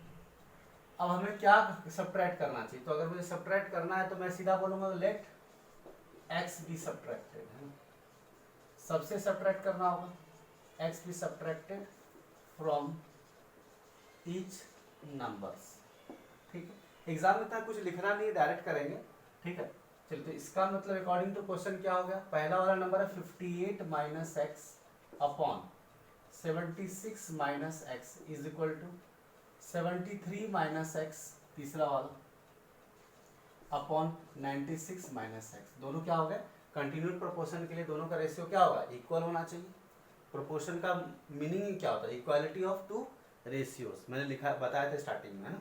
आप देख लीजिए पीछे जा करके अगर डाउट आ रहा है तो, ठीक है।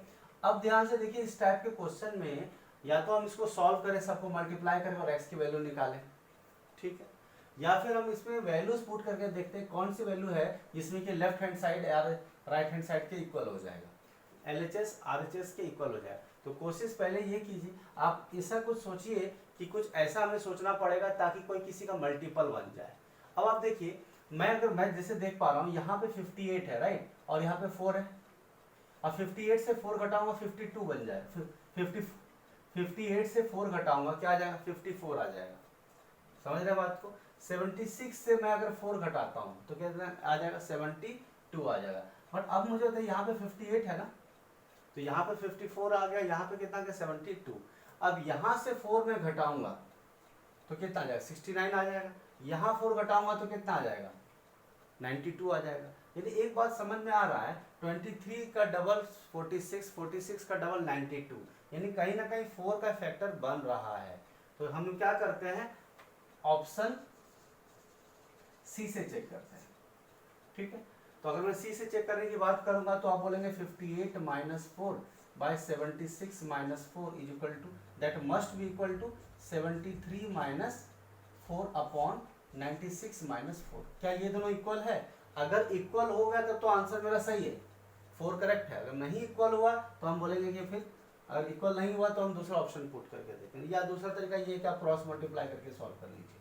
तो ये कितना आ गया 54 आ गया, और ये कितना आ गया 72, ये कितना आ गया 69 अपॉन कितना आ गया 92।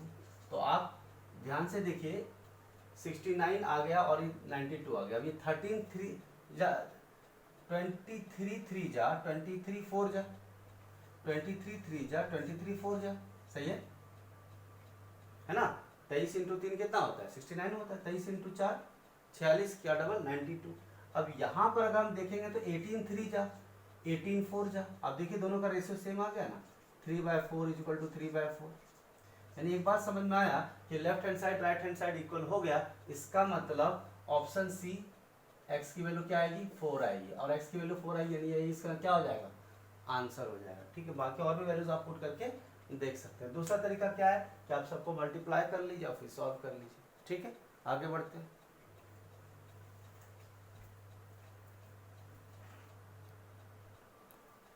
चलिए, अगर हम इसको फर्दर सॉल्व करने की बात करेंगे तो हमने क्रॉस मल्टीप्लाई कर लिया 58 minus x into 96 minus x, 76 minus x into 73 minus x.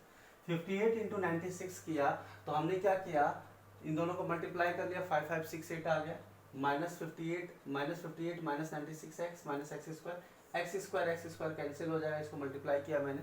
ठीक है, आगे बात करते हैं। अब इसको इधर लेके आएंगे तो 5568 से 5548 चला जाएगा तो क्या आएगा 20, और इधर कितना आ जाएगा समझ रहे हैं, ये माइनस 76 एक्स है, और उधर जाएगा तो कितना आ जाएगा, ये उधर जाएगा ना, तो माइनस 76 एक्स। पहले इसको कर लो, यहाँ लिख लीजिए, पहले काम कीजिए, ये दोनों को सॉल्व कर लीजिए। तो ये 5568 माइनस 58 प्लस 96 कितना हो जाएगा, 8 plus 6 14, carry 1, 9 plus 5 14 plus 1 15, 154x। ठीक है, ये वाला कर लिया हमने, इसको कर लेते हैं।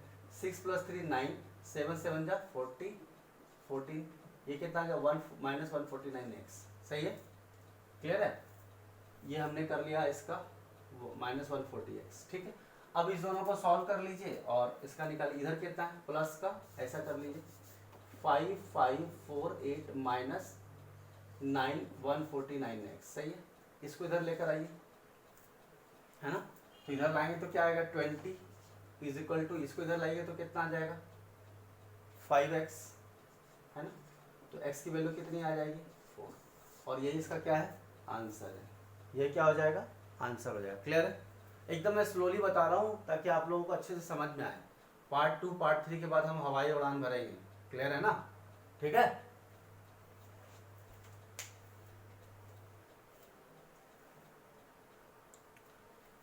चलिए नेक्स्ट क्वेश्चन नंबर 14 देखते हैं, हमारे पास क्या दिया हुआ है। x is inversely proportional to the square root of cube of y when x equal to 2, y equal to 16. What is the value of y when x is equal to 1024? ठीक है, तो अभी मैंने वेरिएशन से related concept बताया था आपको। Variation में क्या बताया था मैंने, एक तो x प्रोपोर्शनल तो था y का, तो x इक्वल टू के वाई हो गया था। अब x इन्वर्सली प्रोपोर्शनल था तो क्या आया था एक्स वाई इक्वल टू के आया था। सही बात है, वेरिएशन का कॉन्सेप्ट स्टार्टिंग में ही मैंने बताया आपको। तो आगे बढ़ते हैं हम लोग। अब x is inversely proportional to, x is inversely proportional to, inversely मतलब 1 upon to the square root of cube of y, तो क्यूब ऑफ y। सही है, बोलो क्लियर है ना, inversely proportional to the square root of cube of y। क्या doubt हुआ दिखाओ,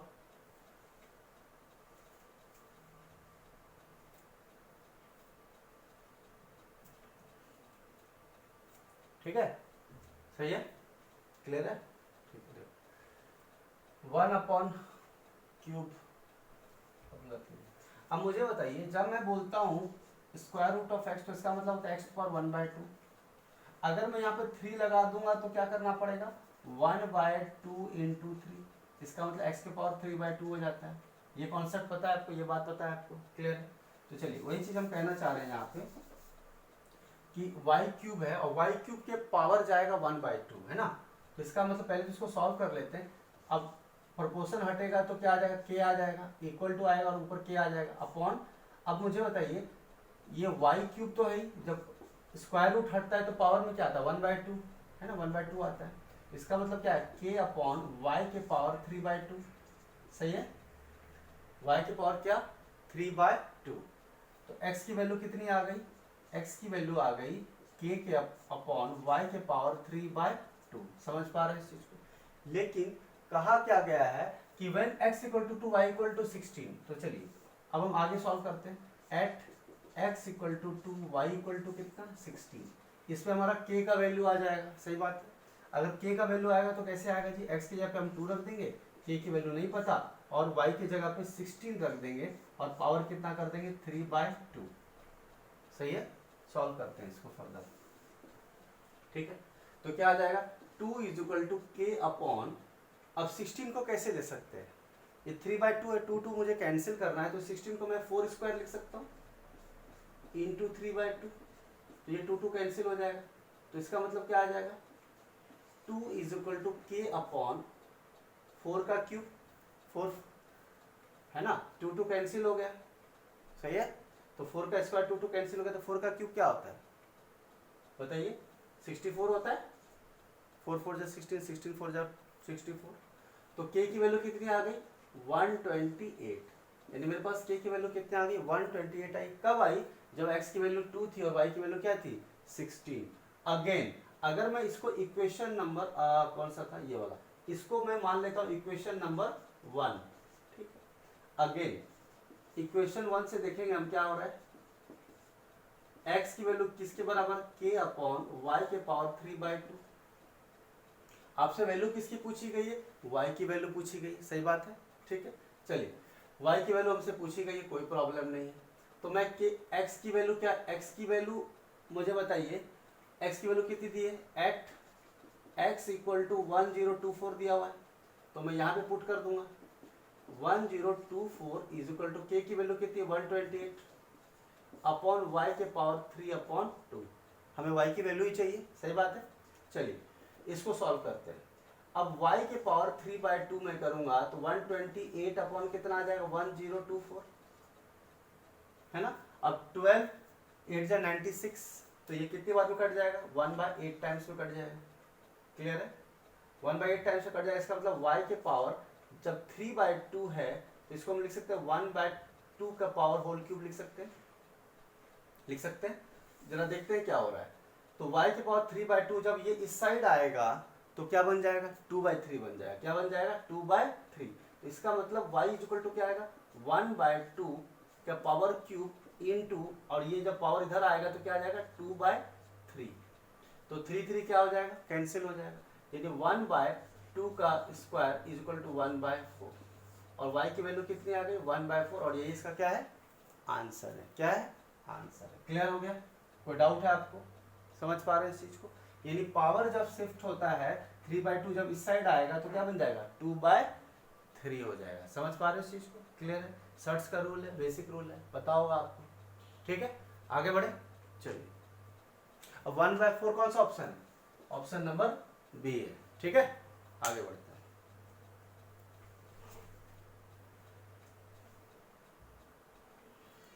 चलिए नेक्स्ट क्वेश्चन देखते हैं हम लोग। नेक्स्ट क्वेश्चन क्या दिया है, क्वेश्चन 15, p/q का वैल्यू दिया है 2/5। तो बड़ा सिंपल फॉर्मेट है, p की वैल्यू 2 है और q की वैल्यू कितनी है 5 है, और आपके वैल्यू क्या पूछा गया है, तो p का वैल्यू 2 ले लो आप और q का वैल्यू क्या ले लेंगे 5 ले लेंगे, समझ रहे हैं। तो आपसे पूछा गया है 7p minus 2q upon 7p plus 3q, सही बात है। p का कितना लिया आपने वैल्यू 2 लिया है, q का वैल्यू कितना है 5 है ना। अब देखो वैसे तो पूरा सॉल्व करने की जरूरत ही नहीं है कि 7 टू 14, 14 माइनस 10 इज 4, और 4 एक ही ऑप्शन में न्यूमरेटर में टिक लगा दो आंसर आ गया, ठीक है। लेकिन फिर भी आप फॉर्मेलिटी के लिए करना चाहते हो तो कर लो, अपनी ख्वाहिश पूरी कर लो भाई। 7 इंटू पी का वैल्यू कितना है जी 2 है, मजदूरों वाला काम कर लो। स्मार्ट काम तो यही है कि 14 माइनस 10 इज, ठीक है 4। तो अगर एग्जाम में आता तो पेन भी चलाने की जरूरत नहीं होती। आप बोलते कैसे, तो बोलते 7 टू जा 14, 14 5 2 जा 10, 4 ऑप्शन किसमें है, 4 टिक लगाया, 4 सेकंड में आंसर खत्म। ठीक है, चलो 7 2, अब यहाँ कर लेते हैं, थोड़ा जो मंद बुद्धि लोग हैं उनके लिए कर देता हूँ मैं। ठीक है, 7 2 जा 14 प्लस 3 इंटू क्यू का वैल्यू कितना है, 5 है। वो पूरा मजदूरों वाला काम करवा के ही छोड़ेंगे। 14 माइनस 10, 14 प्लस 15, 4/29। ठीक है, क्लियर है। ठीक है, नेक्स्ट क्वेश्चन देखते हैं।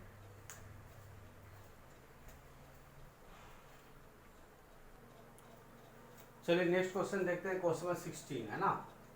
देखिए इस क्वेश्चन को हार्डली बनाने में 10 से 12 सेकंड लगना चाहिए, देखने में बहुत लेंदी लगता है बट बहुत हार्डली 10 से 12 सेकंड बहुत हो गया। The sum of the ages of the 4 members of a Jain family is 143 years.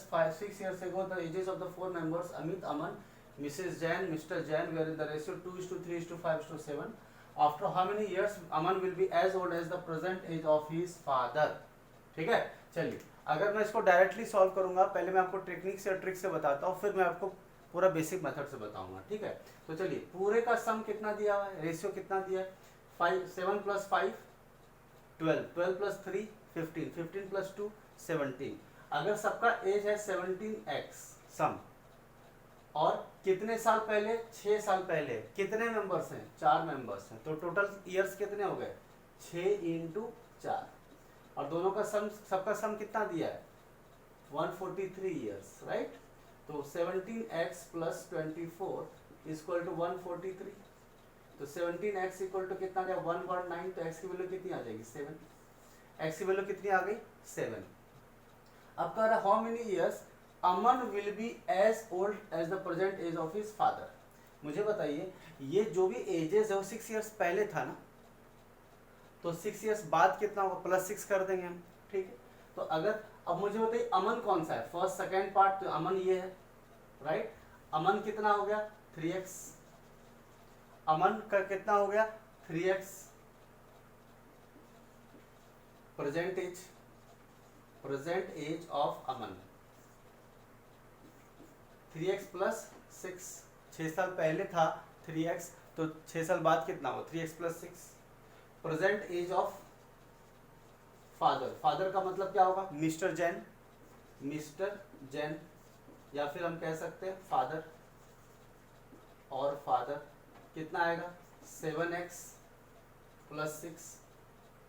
Actually ये भी करने की जरूरत नहीं है, अगर आप ध्यान से देखेंगे तो दोनों का डिफरेंस निकाल लीजिए, कितना आया, 7 और 3 का डिफरेंस कितना है, 4, और 4, तो required age years is equal to क्या आ जाएगा, 7 - 3 = 4, 4x, यानी 4 × 7 = 28 ईयर्स, और यही क्या होगा, इसका आंसर होगा, ये इसका क्या हो जाएगा, आंसर हो जाएगा। फिर भी मैं आपको टेक्निक से बताता हूँ आगे।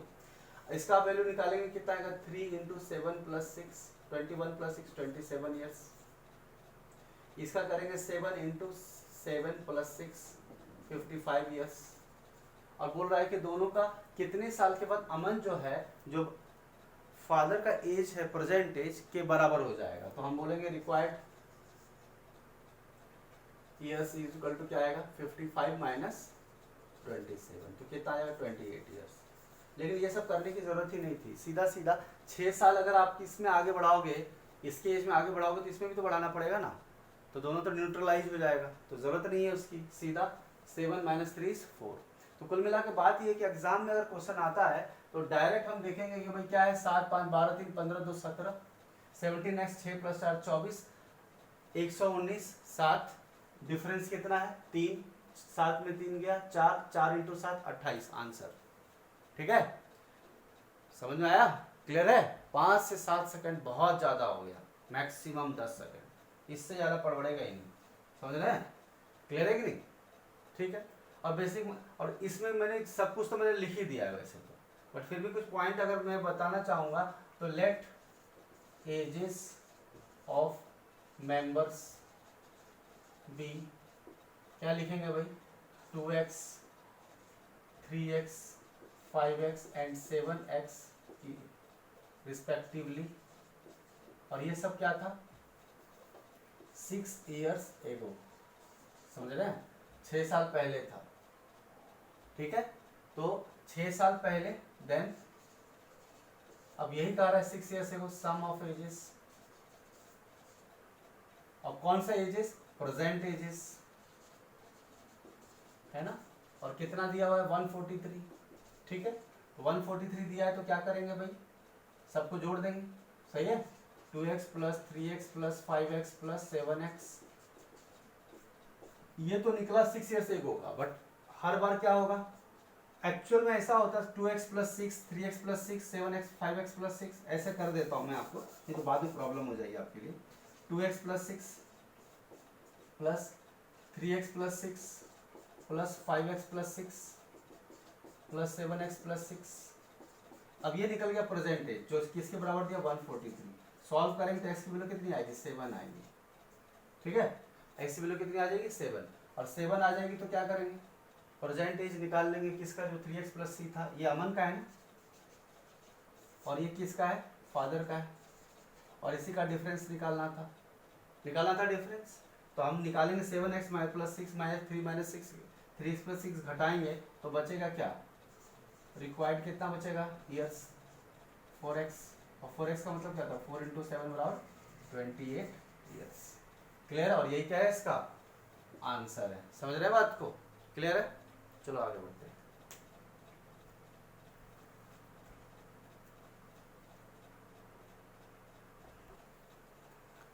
चलिए नेक्स्ट क्वेश्चन क्या दिया है, 17 number, an amount of money is to be distributed among Ram, Shyam and Mohan in the ratio 6:13:17 respectively. If the total share of Shyam and Mohan is 4 times that of Ram, what is Ram's share?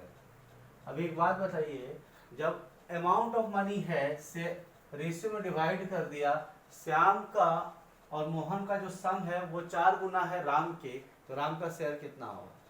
तो जब total money ही नहीं बताए हैं कितना है तो किसको कितना मिलेगा, कैसे पता लगेगा, तो इसका आंसर क्या आएगा, कैन नॉट बी डिटरमाइंड, क्या आएगा, कैन नॉट बी डिटरमाइंड। लेकिन चलो इतना कर रहे हैं ये तो समझ में आ गया कि कोई बात नहीं है, लेकिन अगर ऐसा होता कि मुझे कुछ अमाउंट दिया रहता, क्या रहता, अमाउंट दिया रहता है ना,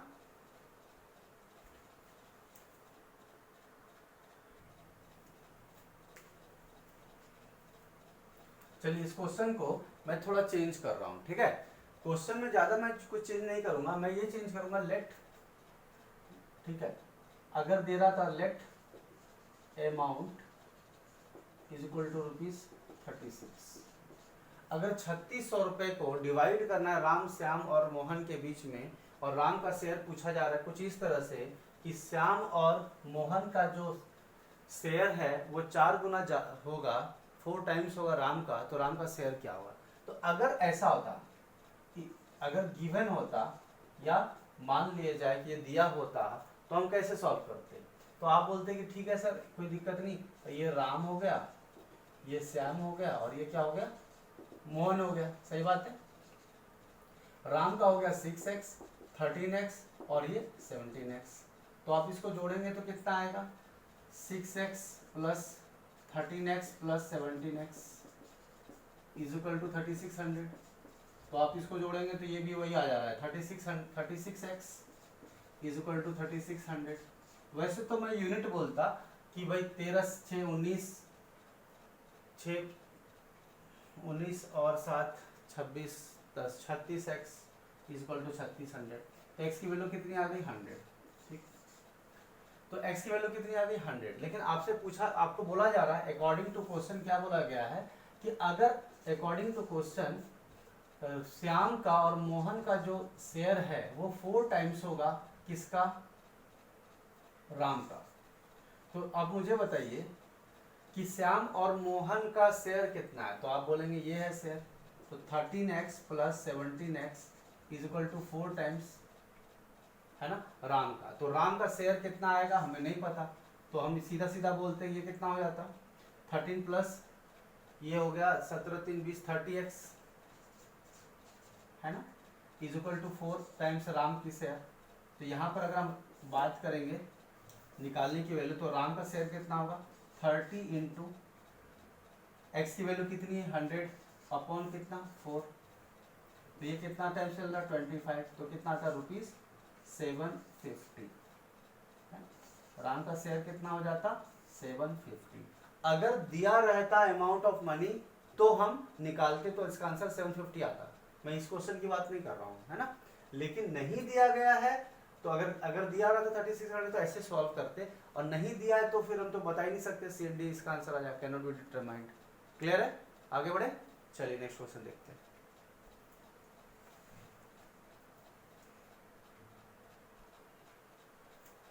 चलिए नेक्स्ट क्वेश्चन देखते हैं, क्वेश्चन नंबर 18, ठीक है। क्वेश्चन नंबर 18 देखते हैं हम लोग, ठीक है। क्या दिया हुआ है question, the ratio between the two numbers is 4:5, if their LCM is 260, determine the number. देखिए अब दो रेशियो है, मतलब A:B का रेशियो क्या दिया 4:4.5, A 4 है B 5 है, राइट, समझ रहे हैं बात को। अब उन दोनों का एलसीएम कितना दिया 260। अब मुझे बताइए कि एलसीएम ऑफ 4,5 कितना है 20, और उन दोनों का एलसीएम इसके रेशियो के हिसाब से एलसीएम कितना है 20। तो बेसिकली 20 जो निकला ये यूनिट्स में निकला है, क्या निकला है 20 यूनिट्स। और उसका गिवन एलसीएम कितना है, गिवन एलसीएम कितना दिया है 260, है ना। तो मुझे बताइए 20 यूनिट्स 260 के बराबर है, तो एक यूनिट कितने के बराबर होगा, तो आप बोलेंगे 30, सही है। अभी 20 को 1 बनाना है तो डिवाइड बाय 20 करोगे, तो इधर भी करना पड़ेगा डिवाइड बाय 20, तो आ जाएगा ना 13। तो एक यूनिट की वैल्यू कितनी हो गई 30। तो आपसे पूछा क्या गया है कि डिटरमाइन द नंबर्स, तो नंबर्स कौन कौन से, ए का मतलब कितना होता है 4 यूनिट, यानी 4 × 13 = 52।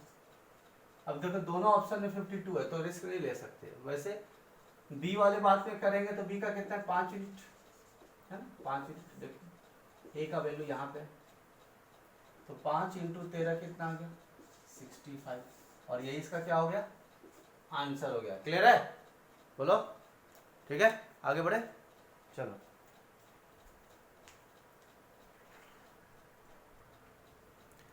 चलिए नेक्स्ट क्वेश्चन देखते हैं, question number 19। Two numbers are in the ratio 3:5, each number is increased by 7, the ratio become 2:3, find the numbers. बड़ा सिंपल सा क्वेश्चन है, ठीक है।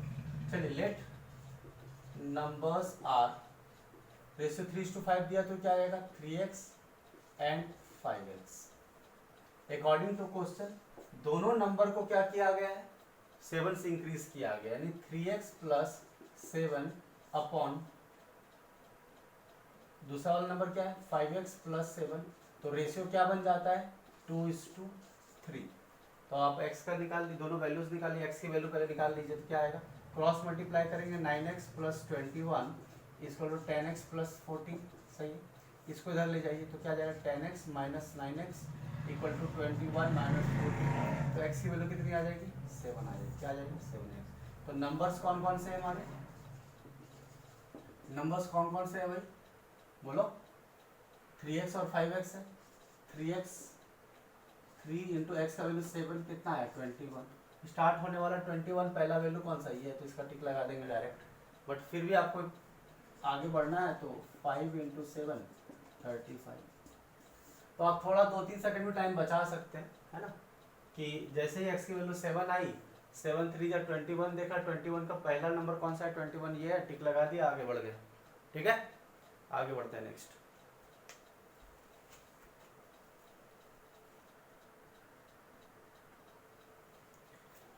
चलिए नेक्स्ट क्वेश्चन देखते हैं क्या दिया है। A mixture of 680 ml contains milk and water in the ratio 10:7। How much more water is added to get a new mixture containing milk and water in the ratio 5:4। अभी आप बोलेंगे ये तो मिक्सचर एलिगेशन का topic है। भाई मैंने पहले ही बोला था कि रेशियो दिख रहा है, रेशियो 10:7, तो रेशियो प्रोपोर्शन का टॉपिक हुआ ना। वो बात अलग है कि मैंने बोला था ये रेशियो प्रोपोर्शन ऐसा टॉपिक है जो हर अलग अलग टॉपिक में आपको देखने को मिलेगा। समझ रहे बात को, चलिए स्टार्ट करते हैं। देखिए बड़े अच्छे समझना इस कॉन्सेप्ट को, ठीक है। हार्डली 10 से 12 सेकंड में क्वेश्चन सॉल्व हो जाएगा, ठीक है। चलिए मिक्सचर कितने ml का है 680 ml का है, मिल्क है और वाटर है, रेशियो कितने का, ये मिल्क है और ये वाटर है, ठीक है। दोनों का रेशियो कितना दिया, इनिशियल रेशियो, अगर मैं बोलूँगा इनिशियल रेशियो की बात है तो कितना दिया 10:7। तो अगर आप ध्यान से देखेंगे तो 7 क्या होगा 10 + 7 17 यूनिट्स कितने के बराबर है 680 ml। तो हमें पता तो लगाना पड़ेगा ना 680 ml में वाटर कितना और मिल्क कितना है, या मिल्क कितना है वाटर कितना है। तो 17 यूनिट अगर 680 के बराबर है तो 17 4 जा 68, यानी 1 यूनिट कितने होगा 40 ml के बराबर हो जाएगा। 1 यूनिट कितने के बराबर हो जाएगा 40 ml के बराबर हो जाएगा। ठीक है, अब देखिए आप इसमें क्या ऐड कर रहे हो, वाटर ऐड कर रहे हो। क्या कर रहे हो, ऐड वाटर। समझ रहे हैं, आप क्या ऐड कर रहे हो, वाटर ऐड कर रहे हो। अब मुझे बताओ जब आप वाटर ऐड करोगे मिक्सचर में तो जितना मिल्क पहले था उतना ही रहेगा, सही बात है कि नहीं। तो जितना मिल्क था उतना ही रहेगा, यानी ये 10 है तो यहाँ भी 10 ही रहना चाहिए ना 10। लेकिन हुआ क्या था कि जो बाद में जब वाटर हमने ऐड किया तो रेशियो बन गया 5:4 का। रेशियो कितना बन गया 5:4 का बन गया। लेकिन मिल्क तो उतना ही रहना चाहिए जितना पहले था। तो यहाँ 10 है तो यहाँ भी 10 होना चाहिए ना, और यहाँ 10 होना चाहिए तो इसको 10 बनाने के लिए यहाँ 2 से मल्टीप्लाई करना पड़ेगा, और यहाँ पे 2 से मल्टीप्लाई किया तो इधर भी करना पड़ेगा। तो ये बन गया क्या वापस से 10:8 का रेशियो। कितना बन गया 10:8। अब आप ध्यान से देखिए कि जो 7 यूनिट था वो कितना बन चुका है। अब वाटर मिल्क तो पहले भी कांस्टेंट था बाद में भी कांस्टेंट है, लेकिन आप देखिए आप पूरा के कितना ml आपको वाटर ऐड करना चाहिए।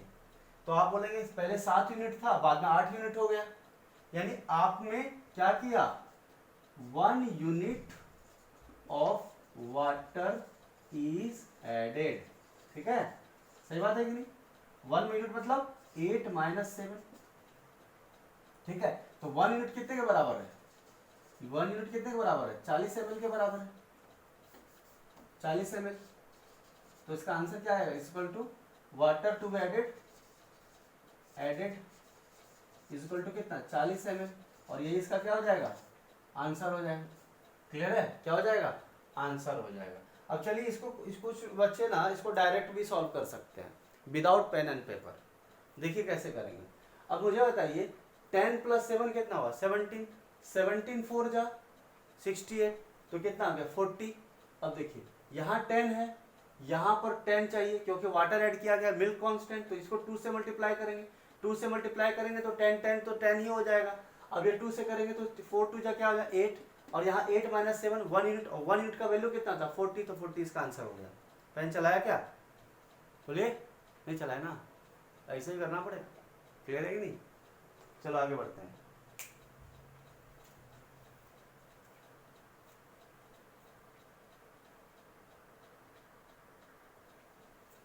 तो कितना ml वाटर ऐड करना होगा 40 ml। ठीक है, चलो नेक्स्ट क्वेश्चन देखते हैं।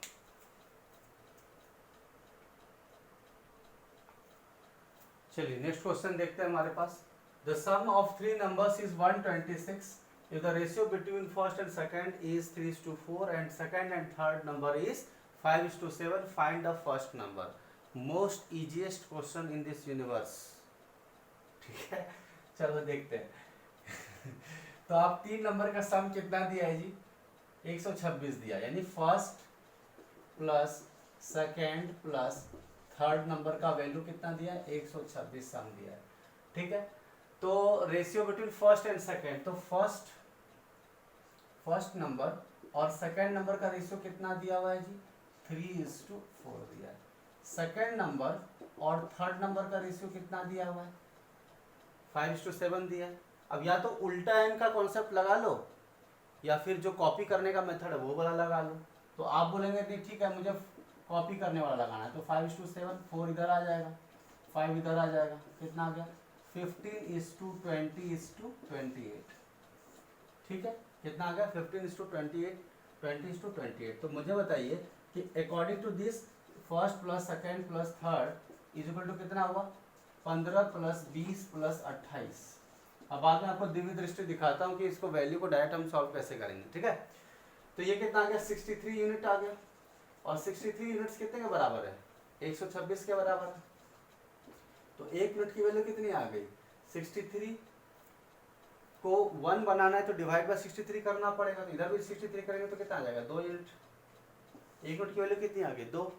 और आपसे पूछा क्या है फर्स्ट नंबर, तो फर्स्ट नंबर कौन सा है, फर्स्ट नंबर कौन सा है 3 है ना, देखो 3 है, फर्स्ट नंबर 3 है, 3 यूनिट, तो 3 है जी। और सॉरी फर्स्ट यूनिट कितना है ये है ना, ठीक है, फर्स्ट सेकंड थर्ड ये है ना, फर्स्ट 15, तो फर्स्ट नंबर कौन सा है 15 इंटू 1 यूनिट की वैल्यू कितनी है 2, तो कितना आ जाएगा 30, और ये इसका क्या हो जाएगा आंसर हो जाएगा, क्या हो जाएगा आंसर हो जाएगा। क्लियर है, समझ पा रहे हैं। तीनों का सम निकाल दिया, फिर तीनों का रेशियो निकाल दिया, कंबाइंड रेशियो निकाल दिया, फिर फर्स्ट यूनिट की वैल्यू आई 15, तीनों का सम 126 के बराबर होना है, 63 यूनिट 126 के बराबर हुआ, तो 1 यूनिट 2 के बराबर हो गया, ठीक है, और 2 के बराबर हो गया, तो आपसे फर्स्ट नंबर पूछा था, फर्स्ट नंबर का कितना है ये है ना, ऐसे हो गया ना, ये फर्स्ट हो गया, ये सेकंड हो गया और ये थर्ड हो गया, बताया था आपको। जो लोग अभी ज्वाइन किए हो पीछे जाके वीडियो देख लीजिए आप लोग, ठीक है।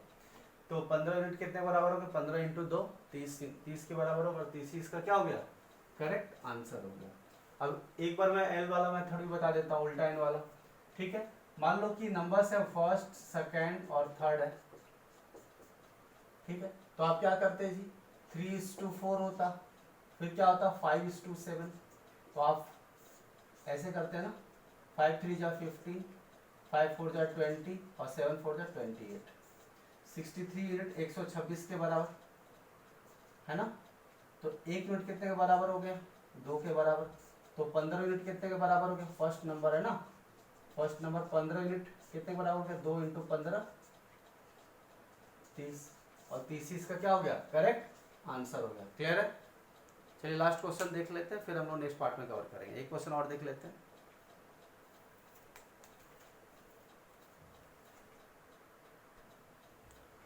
चलिए नेक्स्ट क्वेश्चन देखते हैं। अरे भाई समझ में आ रहा है या नहीं आ रहा है, तो पसंद आ रहा है तो लाइक और शेयर कर लो, शेयर कर लो अपने फ्रेंड्स के साथ, ठीक है। चलो नेक्स्ट क्वेश्चन देखते हैं। The monthly income of 2 persons are in the ratio 6:8 and their expenditure are in the ratio 14:90। अब ये बताओ कि इनकम कॉन्सेप्ट के बारे में हम थोड़ा समझ लेते हैं। इनकम जो होता है ना भाई, आप जो कमाते हो खर्च करते हो और जो बच जाता है वो आपका सेविंग्स होता है, right. Income is equal to expenditure plus क्या सेविंग्स, सही बात है। Income is equal to expenditure plus क्या सेविंग्स। अगर मैं इनकम को आई से डिनोट करता हूँ, एक्सपेंडिचर को ई से करता हूँ, तो सेविंग्स एस से हो गया, सही है। तो इससे 3-4 चीज, 2 चीज और निकल कर आएगी। Income is equal to expenditure plus savings. अगर मैं बोलूंगा मुझे एक्सपेंडिचर बताओ, तो आप क्या बोलोगे इनकम माइनस सेविंग्स, ठीक है। अगर मैं पूछूंगा कि सेविंग्स बताओ तो क्या है, तो आप बोलेंगे इनकम माइनस एक्सपेंडिचर। और तीसरा तो खैर लिखा ही था, मैं दोबारा लिख देता हूँ, एक्सपेंडिचर प्लस सेविंग्स। ये 3 कॉन्सेप्ट आपको अच्छे से पता होना चाहिए। क्लियर है भाई, खर्च करना और जो बचाना दोनों को मिला के इनकम हो जाता है, ठीक है। चलिए स्टार्ट करते हैं। Monthly income of 2 person are in the ratio 6:8 है ना। चलिए मान लीजिए पर्सन 1 है ये, और ये पर्सन 2 है, ठीक है, 2 पर्सन है, और दोनों का इनकम का रेशियो कितना है जी 6:, मैं यहाँ इनकम लिख देता हूँ, ठीक है, इनकम लिख देता हूँ। इनकम क्या लिख दूंगा मैं 6:8। अब इनकम मैंने मान लिया 6x है और 8x किया है, किसका है पर्सन 2 का है, ठीक है। एक्सपेंडिचर का रेशियो कितना है 14:19। एक्सपेंडिचर का रेशियो कितना है 14:19, ठीक है। और दोनों सेव करता है हर बार कितना 80 रुपए per month, 80 rupees per month करता है। तो मुझे बताइए कि इनकम और सेविंग्स का रेशियो या एक्सपेंडिचर का रेशियो जो होता है हमेशा क्या होता है कांस्टेंट होता है। जरा ध्यान से देखिए मैं कहना क्या चाहता हूँ, अकॉर्डिंग टू क्वेश्चन, ठीक है। हाँ, दोनों लोग कितना पैसे बचाते हैं, कितना बचाते हैं 80 रुपीज। तो कहने का मतलब यही है कि इनकम 1 माइनस, देखो इनकम 1 माइनस, अब मैं ऐसा भी तो बोल सकता हूँ income 1 minus savings 1 first person का जो होगा इनकम टू और सेविंग सेकंड पर्सन का जो है वही तो दिया हुआ है। बोलो, एक्चुअली सेविंग्स नहीं लिखना चाहिए, हाँ लिख सकते हैं सेविंग्स, कोई दिक्कत नहीं। इनकम फर्स्ट का तो कितना है 6x है, इनकम माइनस सेविंग्स कितना होगा एक्सपेंडिचर 1 अपॉन एक्सपेंडिचर 2, एक्सपेंडिचर पहले आदमी का और एक्सपेंडिचर दूसरे आदमी का। देखो I minus S is equal to E है ना, I minus S equal to E, I minus S equal to E1, sorry S2 नहीं आएगा S1 आएगा। इनकम 1 से सेविंग्स पहले आदमी का घटा देंगे तो क्या आ जाएगा एक्सपेंडिचर पहले आदमी का आ जाएगा। इनकम 2 से सेविंग्स सेकंड पर्सन का निकाल हटा देंगे तो एक्सपेंडिचर सेकंड आ जाएगा।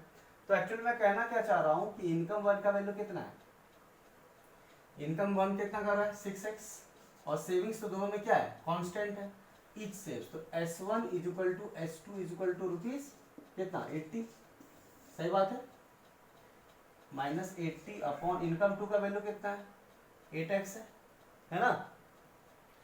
तो 8x minus 80 is equal to कितना, एक्सपेंडिचर 1 14 अपॉन 19 कितना आ जाएगा 14 अपॉन 19 आ जाएगा। यहाँ तक क्लियर है, कोई दिक्कत नहीं है, समझ पा रहे हैं, कोई दिक्कत नहीं, ठीक है आगे बढ़ते हैं।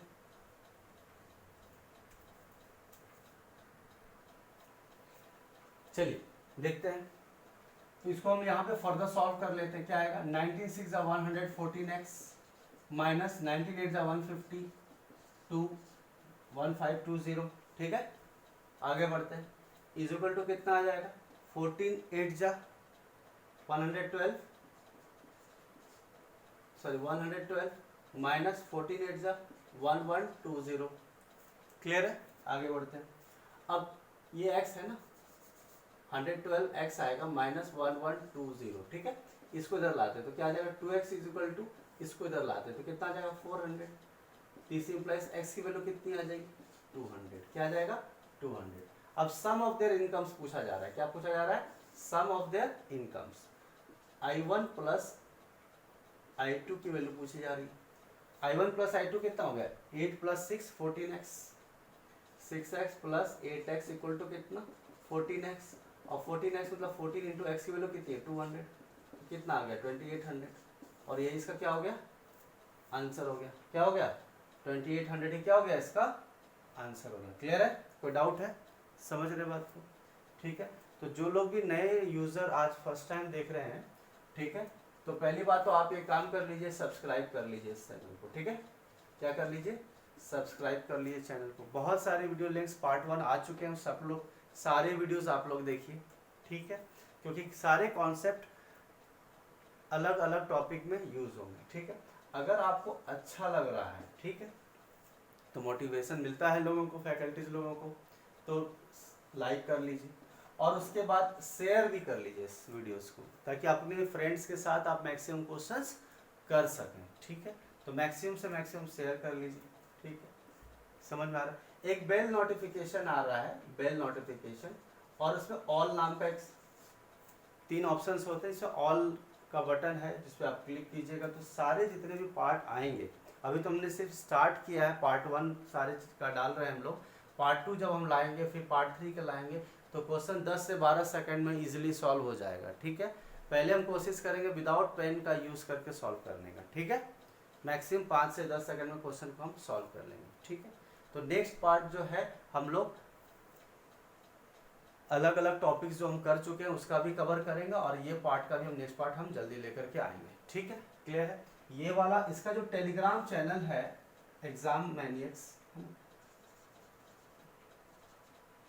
टेलीग्राम चैनल भी है, तो टेलीग्राम चैनल का लिंक भी आपको नीचे मिल जाएगा, ठीक है, टेलीग्राम चैनल का लिंक भी आपको मिल जाएगा। ये वाला जो लाइव लेक्चर चल रहा है ये वाला आपके एंड्रॉयड एप्लीकेशन में भी चल रहा है, ठीक है, वीडियोस ऑप्शन में जाएंगे आप तो उसका लिंक जो है डिस्क्रिप्शन में आपको नीचे देखने को मिल जाएगा। जितने वीडियोस आ चुके हैं सारे लिंक आ चुके हैं, लिंक भी आपको मिल जाएगा। अलग फेसबुक पेज है वहाँ पे भी आप जाकर कनेक्ट कर सकते हैं। टेलीग्राम चैनल है, टेलीग्राम चैनल भी आप ज्वाइन कर लीजिएगा क्योंकि उसके अंदर स्टैटिक जीके के कुछ डिटेल्स दिए गए हैं, पीपीटी प्रेजेंटेशंस डाले जा रहे हैं, पीडीएफ फाइल्स डाले जा रहे हैं, हर स्टेट वाइज डाला जा रहा है, ठीक है, तो आप स्पेशली उसका नोट्स भी बना सकते हैं, ठीक है। PDF को डाउनलोड भी कर सकते हैं। तो सब लोग जाके टेलीग्राम चैनल पे जाइए, फेसबुक पे अपडेट आ रहा है, सारे क्वेश्चंस के भी आएंगे, स्पेशली जीके का तो बहुत ज़्यादा कंटेंट आने वाला है आप लोग के पास, ठीक है। और जो क्वांट का कोर्स नेक्स्ट पार्ट हम जल्दी रिलीज़ करेंगे, ठीक है। क्लियर है, समझ रहे हैं, ठीक है। चलिए नेक्स्ट पार्ट में हम लोग देखेंगे रेशियो प्रोपोर्शन का पार्ट 2, ठीक है। Till then thank you.